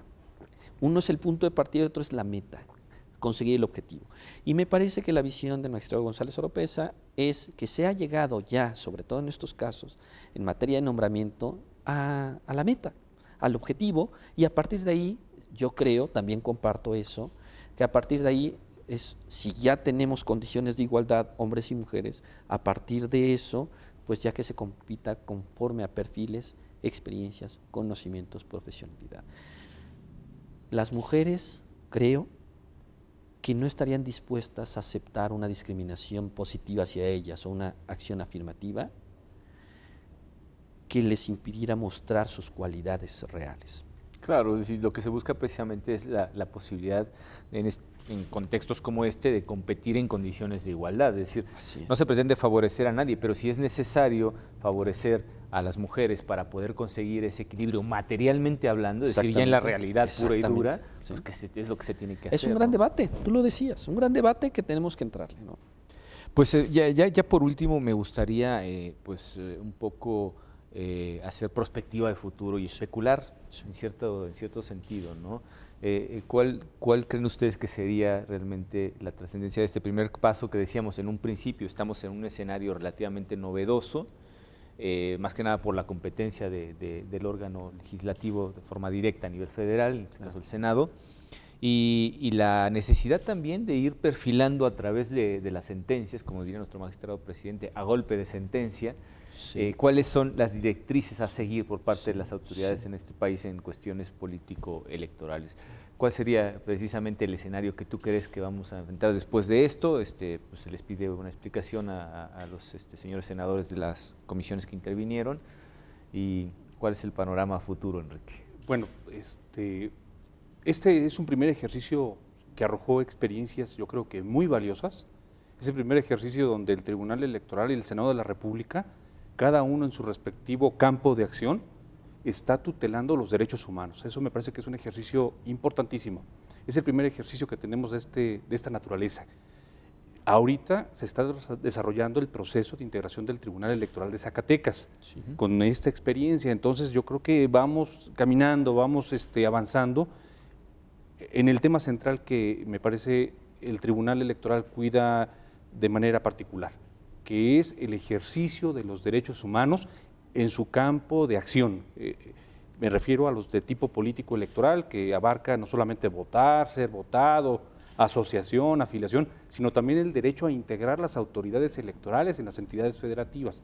Entonces, bueno, el Tribunal Electoral está atento a que las personas puedan de manera efectiva, de manera palpable, de manera material, no nada más en el discurso, en los libros, sino de manera tangible poder ejercer esos derechos humanos. Y bueno, hay una primera experiencia que me parece que es muy valiosa, está ahorita en proceso el tema del Tribunal de Zacatecas. Seguramente el año entrante los demás tribunales electorales entrarán, faltantes de esta renovación entrarán en una dinámica similar y bueno, estoy seguro que estas experiencias irán contribuyendo a generar procesos más sólidos, de mayor respeto a los derechos humanos, que ese es el objetivo para el que trabajan todas las instituciones del Estado mexicano, ¿no? Garantizar que el derecho humano se pueda realmente ejercer y que las personas vean de manera tangible que esto funciona, que esto opera. Jaime. Sí, yo lo diría en 3 puntos, la prospectiva. Uno de ellos tú ya lo tocaste y yo coincido con eso. Hablar de justificación de las decisiones de cualquier órgano del Estado es hablar de que expliquen. Hay explicaciones. Ya sin dudarlo. Yo espero, es mi perspectiva, que esto se vaya sumando y no solo en estos casos, sino per se, ya por sí mismo el órgano lo haga. Hagámoslo extensivo. Lo haga, ¿no? Porque creo que debe ser así. Ese es un primer punto. El otro punto que decía Enrique, que también es muy interesante, es muy valioso, es el de la expansión de los derechos humanos. La Sala Superior ha contribuido mucho en eso, porque aun cuando su materia está también muy entre comillas limitada, pues es una gran materia, no quiero limitarla así, pero digamos está acotada. Está, digamos, sí, precisada, ¿no? Sí, sí. En la materia político-electoral, lo que ha hecho la Sala Superior ha integrado derechos humanos relacionados íntimamente con los derechos normales, político-electorales normales, y ha expandido entonces el espectro de garantista, hay que decirlo así. Y el tercer punto es tomarse en serio los principios constitucionales y convencionales de derechos humanos. No es una casualidad que dentro de las razones, fundamentos, explicaciones y justificación de la sentencia se encuentre no solo alusión al derecho internacional, el derecho convencional internacional que es muy fuerte, sino también a aquellos principios constitucionales pro derechos humanos. El pro persona, la interpretación pro persona, la interpretación conforme, el beneficio de la interpretación conforme y el control de convencionalidad. No es una casualidad, esto abona muchísimo. Esto son grandes precedentes que en prospectiva, como lo comentas, yo creo que van a ayudar muchísimo para que se consolide. Hablamos mucho de consolidación, pero creo que ahora el término es correcto. Así es. Siempre avanzamos hasta que se consolide. Así es. Pues realmente les agradezco muchísimo, Jaime, Enrique, que nos hayan acompañado en esta edición de Sentencias a Debate. Y pues los esperamos en nuestra próxima transmisión. Muchísimas gracias por su compañía. Hasta la próxima. Muchas gracias. Gracias.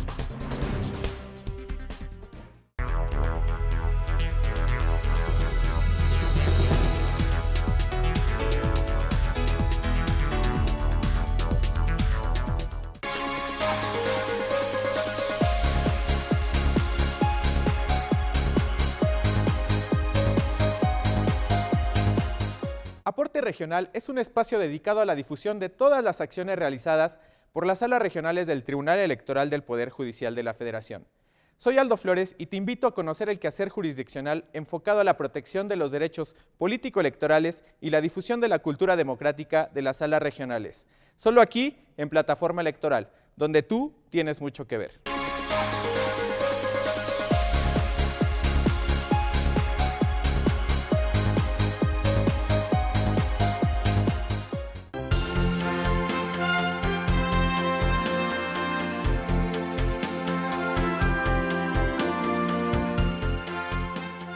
Hola, esto es Aporte Global, un espacio informativo creado en el Tribunal Electoral del Poder Judicial de la Federación, en donde nos enteraremos de sus actividades en el mundo.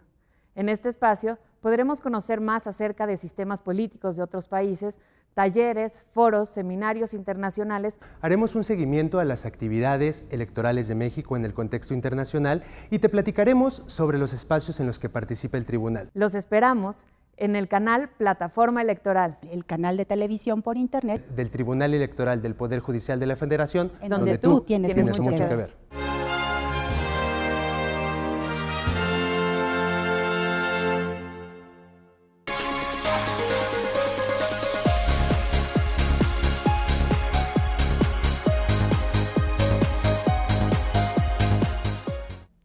Bienvenidos a esta segunda emisión de Aporte Regional, el espacio en donde el Tribunal Electoral del Poder Judicial de la Federación da a conocer las actividades jurisdiccionales y académicas que se llevan a cabo en cada una de las 5 salas regionales y la sala especializada. Acompáñenos a ver lo acontecido.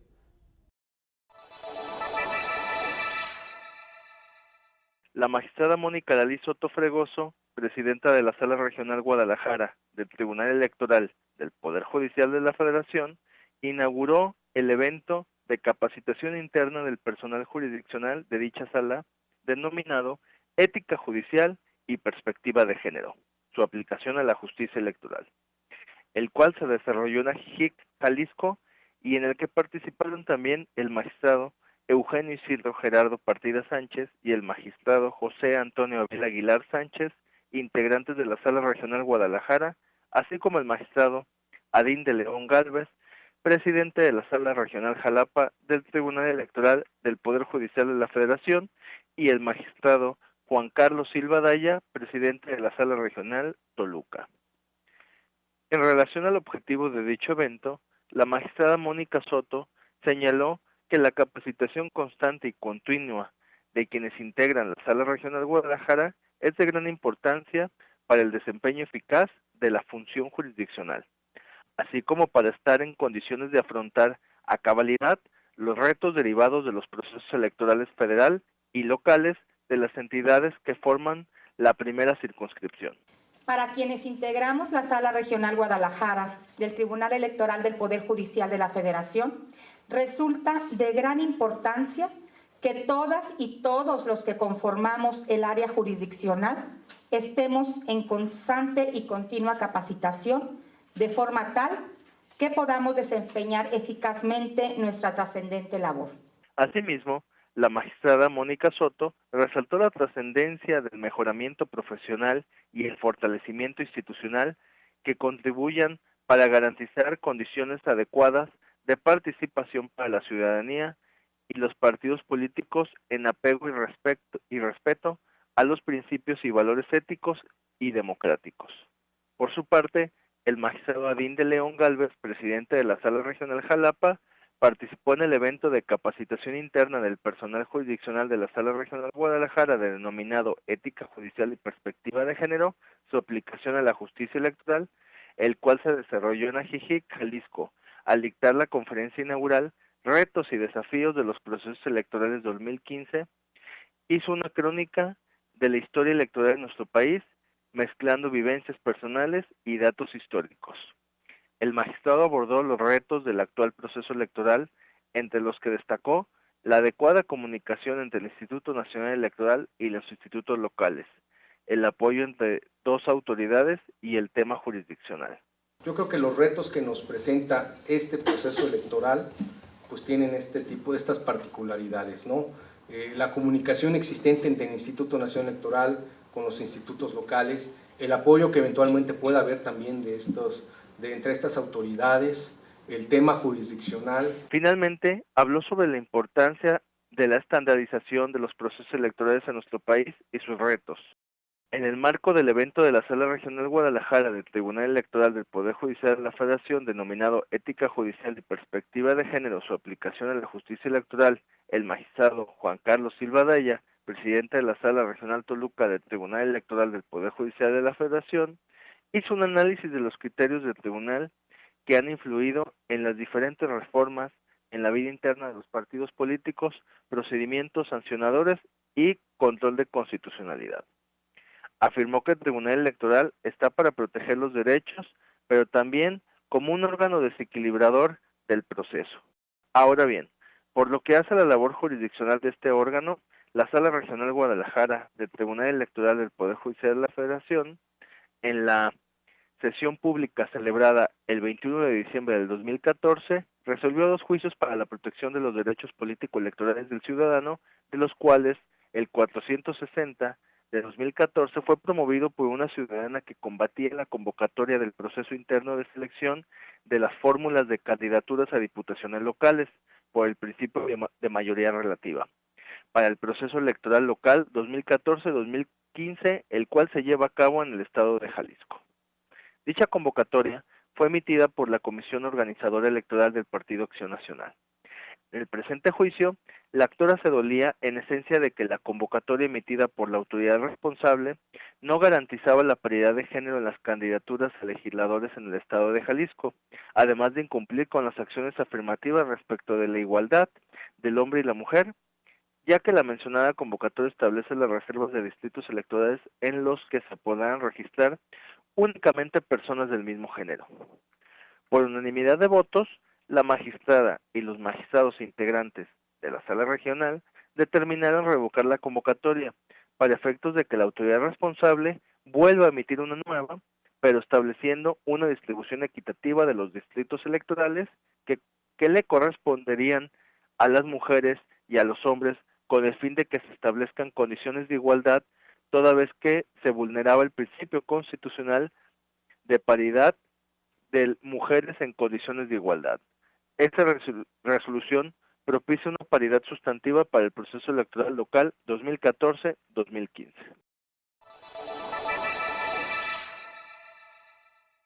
Comprometido con ser un órgano de justicia moderno, actualizado y a la vanguardia, el Tribunal Electoral del Poder Judicial de la Federación, año con año, se da la tarea de renovar e incrementar su acervo bibliográfico y la Feria Internacional del Libro, FIL, en Guadalajara, Jalisco, fue el marco perfecto para cumplir con esa tarea de enriquecer el material de las salas.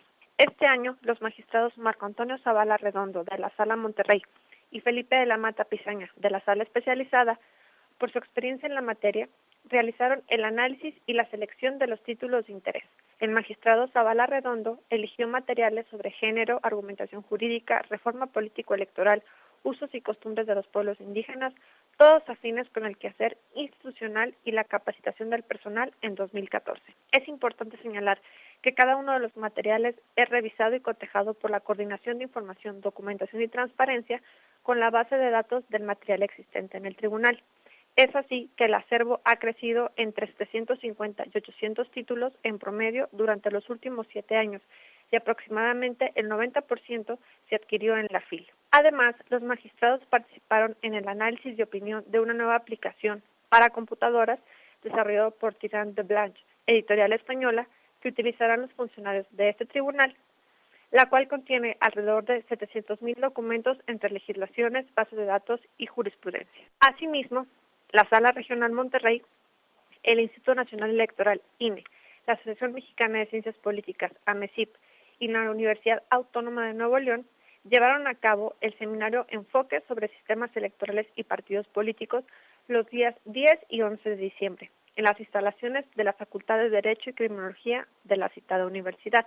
Al inaugurar el evento, Marco Antonio Zavala Redondo, magistrado presidente de esta sala, señaló que el órgano jurisdiccional está preparado para afrontar los retos de la nueva reforma y garantizar los derechos políticos de los ciudadanos. Los participantes de la mesa Financiamiento de Campañas y Fiscalización señalaron que el sistema de fiscalización en línea deberá proporcionar información veraz, confiable y oportuna de las operaciones realizadas por los actores políticos para coadyuvar en la garantía de la equidad en las contiendas electorales. En la mesa Candidaturas Independientes, los especialistas coincidieron en referir que la ausencia de precisiones en la normativa en esta materia será un reto a superar por las autoridades electorales, pues tendrán que actuar o interpretar en el sentido más amplio los alcances del derecho en los litigios de los candidatos independientes. A continuación, la doctora Leticia Catalina Soto Acosta, exconsejera presidenta del Instituto Estatal Electoral Zacatecas, habla sobre los retos de las candidaturas independientes. La experiencia zacatecana nos dicta que no es fácil hacer campaña para los candidatos independientes, que lo hacen con recursos limitados y que, si bien es cierto, pueden tener una posición del más débil en la contienda y esto pudiera ayudar. Me parece que es un tema de diseño en el que no se han generado condiciones de fortaleza para las candidaturas independientes y por el contrario se les está dejando en una situación de desventaja real para salir a conquistar el voto del ciudadano y de la ciudadana. Para concluir el primer día de trabajo, los integrantes de la mesa, competencias y corresponsabilidades entre los órganos electorales a nivel estatal refirieron que los órganos electorales están preparados para brindar certidumbre y concretar las aspiraciones de la ciudadanía. En la mesa de sistemas electorales y partidos políticos del día 11 de diciembre, la mayoría de los especialistas señalaron que el nuevo umbral para mantener el registro como partido político nacional o local se considera como una regla restrictiva, aunque el nuevo parámetro al que deberán ajustarse las legislaturas locales favorecerá a que el sistema de partidos acoja a distintas corrientes ideológicas. El magistrado Reyes Rodríguez Mondragón, al participar en la mesa de evaluación y síntesis, expresó que el seminario fue un espacio para compartir las primeras experiencias del nuevo diseño institucional y reflexionó sobre la responsabilidad compartida de las autoridades para su implementación. Asimismo, durante el seminario, Edmundo Jacobo Molina, secretario ejecutivo del INE, impartió la conferencia magistral Los retos de la implementación de la reforma en los procesos electorales 2015, comentando que los principales rasgos de la reforma son la creación de una nueva autoridad electoral nacional, la redistribución de competencias entre el ámbito federal y local y el cambio en el régimen jurisdiccional. En la clausura, el magistrado de la Sala Monterrey, Yarcinio David García Ortiz, comentó que se cumplió con el objetivo de evaluar la dinámica política y puntualizó que en el quehacer institucional se buscará el mayor beneficio para la consolidación de la democracia.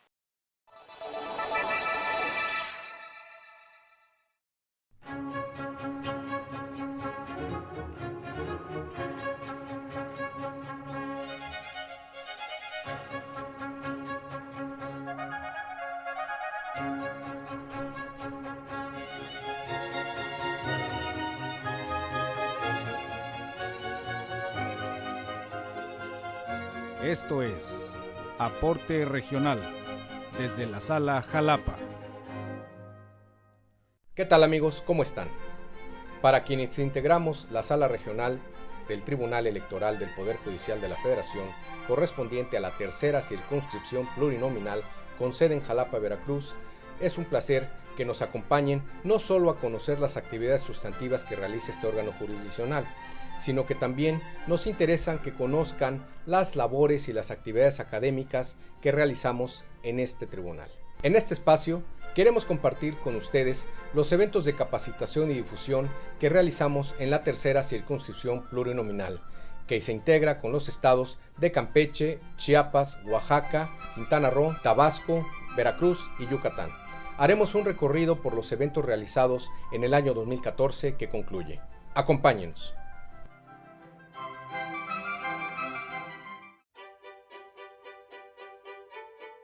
En la ciudad de Jalapa, Veracruz, se realizó por primera ocasión la Cátedra Mexicana Guillermo O'Donnell. Del 28 al 30 de abril, tuvo como recinto sede el Colegio de Notarios del Estado de Veracruz.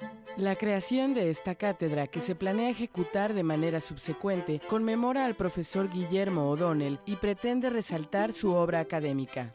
Este evento de relevancia, que contó con la participación de estudiosos destacados, fue organizada por instituciones de prestigio académico, instituciones oficiales, como es el caso del Colegio de Veracruz, la Asociación Mexicana de Ciencia Política, el Tribunal Electoral del Poder Judicial de la Federación, la Sala Regional Jalapa, el Tribunal Electoral del Estado de Veracruz, el Instituto Electoral Veracruzano e instituciones de gran carácter internacional como el Instituto Kellogg de la Universidad de Notre Dame y la Asociación Latinoamericana de Ciencia Política.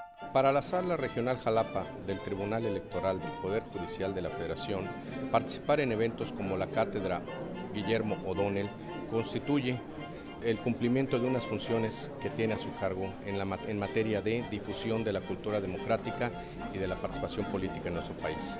Sin duda alguna, el legado de Guillermo O'Donnell permite tener en consideración aspectos muy relevantes en materia de democracia.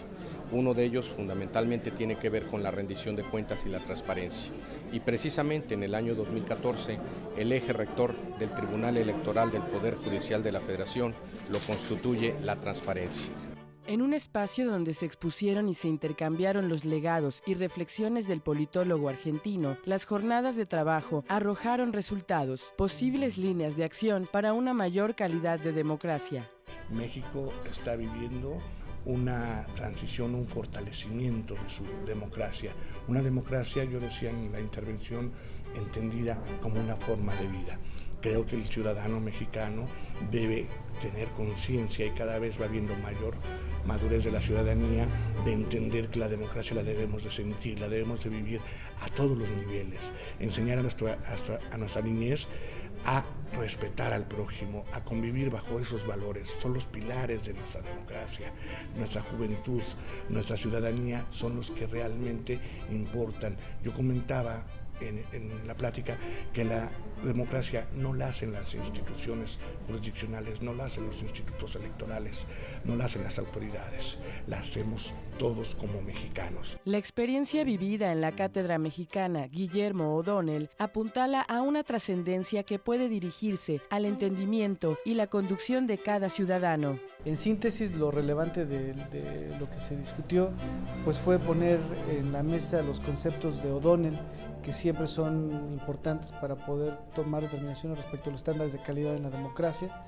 El esquema de la protección de los derechos humanos siempre es sustantivo y es un elemento difícil de explicar en términos políticos, porque una elección que tiene irregularidades puede ser considerada democrática.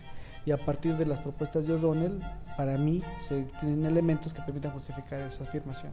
Una temática al alcance de todos, pronunciada pero que continúa invitándonos a conocerla más y mejor. Las vertientes que pueden unificar y transparentar el proceder de los dirigentes, el rumbo de una nación. Me parece que es importante que el trabajo de la academia, de las instituciones, pueda transmitirse a la ciudadanía y sobre todo a los alumnos, como se vio aquí en el curso. Había gente muy joven en la que existen inquietudes respecto a los temas políticos y las determinaciones judiciales. Veo una importancia sustantiva que se discutan esos temas. Cátedra Mexicana Guillermo O'Donnell.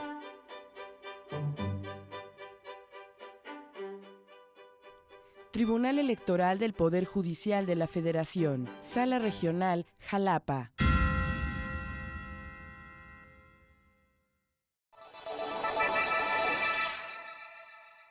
Hola, ¿qué tal?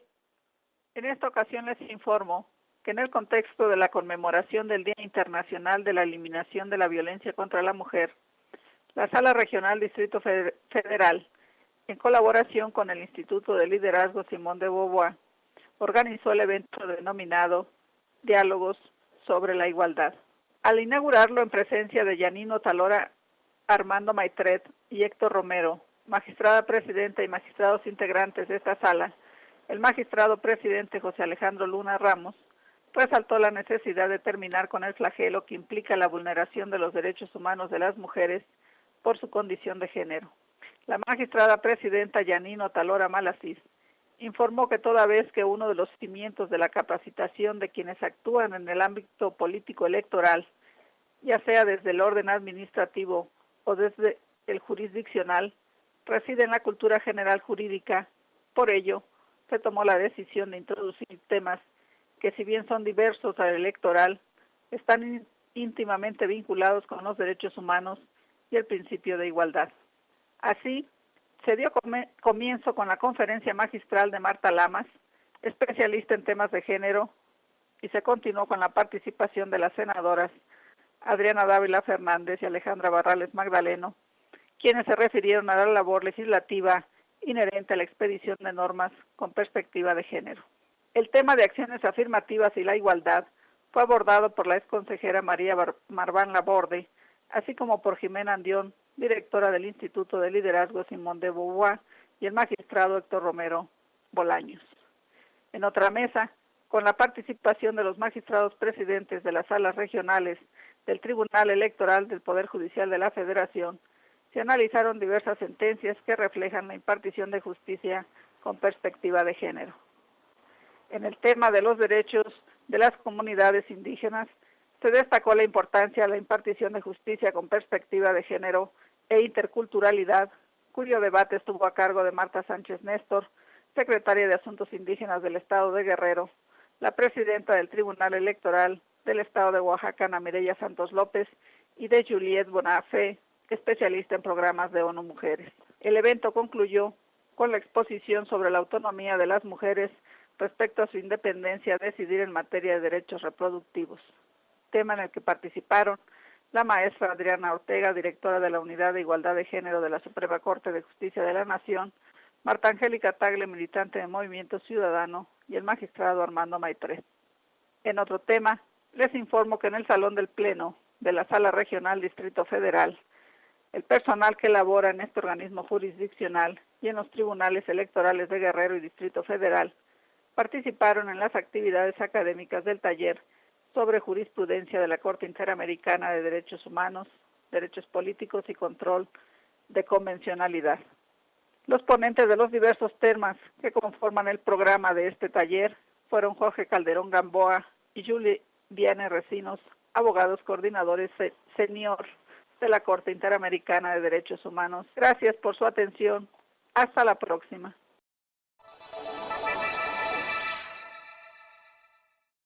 Dentro de las actividades relevantes de la Sala Regional Toluca, destaca la participación de su magistrado presidente, Juan Carlos Silva Adaya, en el evento Diálogos Interculturales sobre Sistemas Normativos Indígenas en Materia Electoral, que fue organizado por el Tribunal Electoral del Poder Judicial de la Federación a través de la Coordinación de Institucionalización de la Perspectiva de Género y la Comisión Nacional para el Desarrollo de los Pueblos Indígenas. La actividad consistió en realizar una visita a distintas comunidades indígenas de nuestro país, con la finalidad de brindar herramientas para conocer el sistema de relevo de autoridades de comunidades indígenas a través del intercambio y análisis de conocimientos, ideas y experiencias sobre los procesos que implican los sistemas normativos indígenas y los no indígenas en materia electoral. Lo anterior fue derivado de los recientes asuntos que han sido presentados en las salas regionales y en la sala superior de este tribunal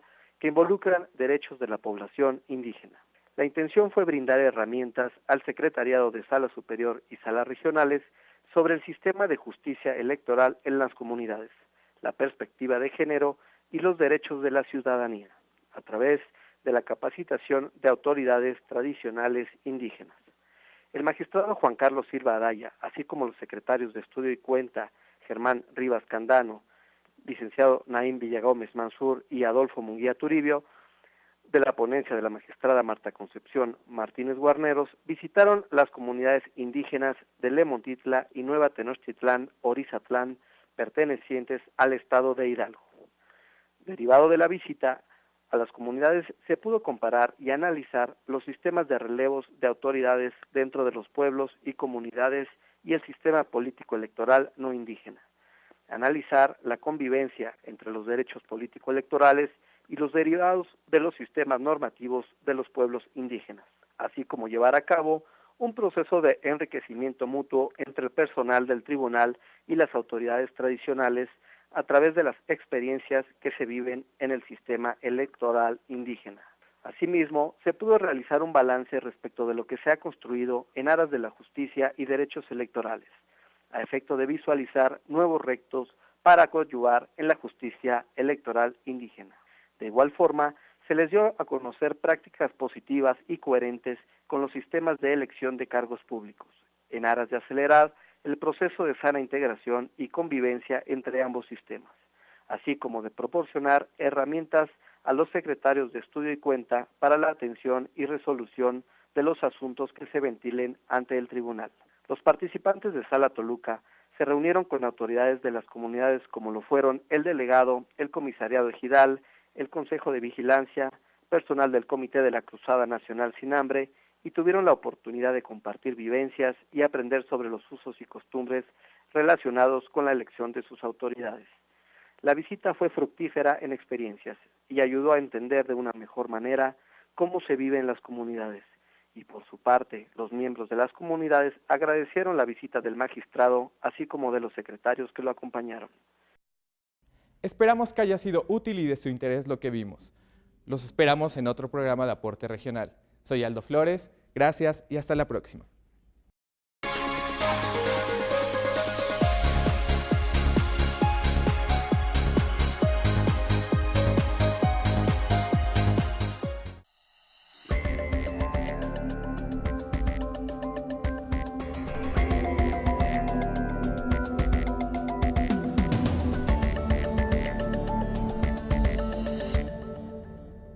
La democracia es cuestión de todos los días y de todos los ciudadanos, de grandes y pequeñas decisiones. En el Tribunal Electoral trabajamos para que tu voz sea respetada. Resolvemos a favor de la igualdad política entre mujeres y hombres. Defendemos las decisiones que toman con autonomía los pueblos y comunidades indígenas. Nuestras sentencias garantizan el respeto a tus derechos político-electorales, consolidan nuestra democracia. Tribunal Electoral del Poder Judicial de la Federación. Tú tomas la decisión. Nosotros la protegemos. En el Tribunal Electoral protegemos los derechos político-electorales de las y los mexicanos.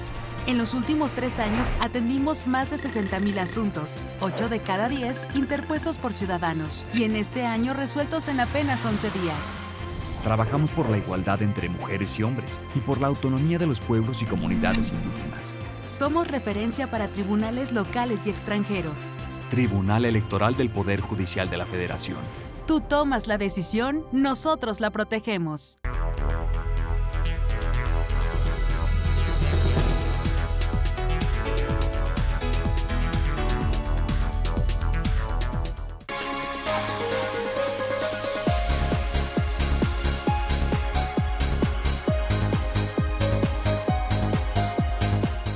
Aporte Regional es un espacio dedicado a la difusión de todas las acciones realizadas por las salas regionales del Tribunal Electoral del Poder Judicial de la Federación.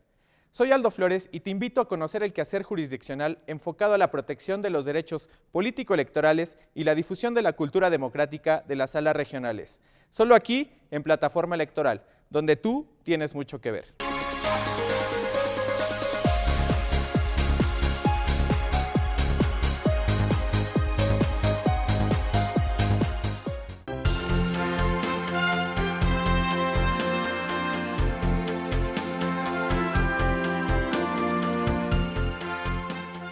Hola, esto es Aporte Global, un espacio informativo creado en el Tribunal Electoral del Poder Judicial de la Federación, en donde nos enteraremos de sus actividades en el mundo. En este espacio podremos conocer más acerca de sistemas políticos de otros países, talleres, foros, seminarios internacionales. Haremos un seguimiento a las actividades electorales de México en el contexto internacional y te platicaremos sobre los espacios en los que participa el tribunal. Los esperamos en el canal Plataforma Electoral, el canal de televisión por internet del Tribunal Electoral del Poder Judicial de la Federación, donde tú tienes mucho que ver.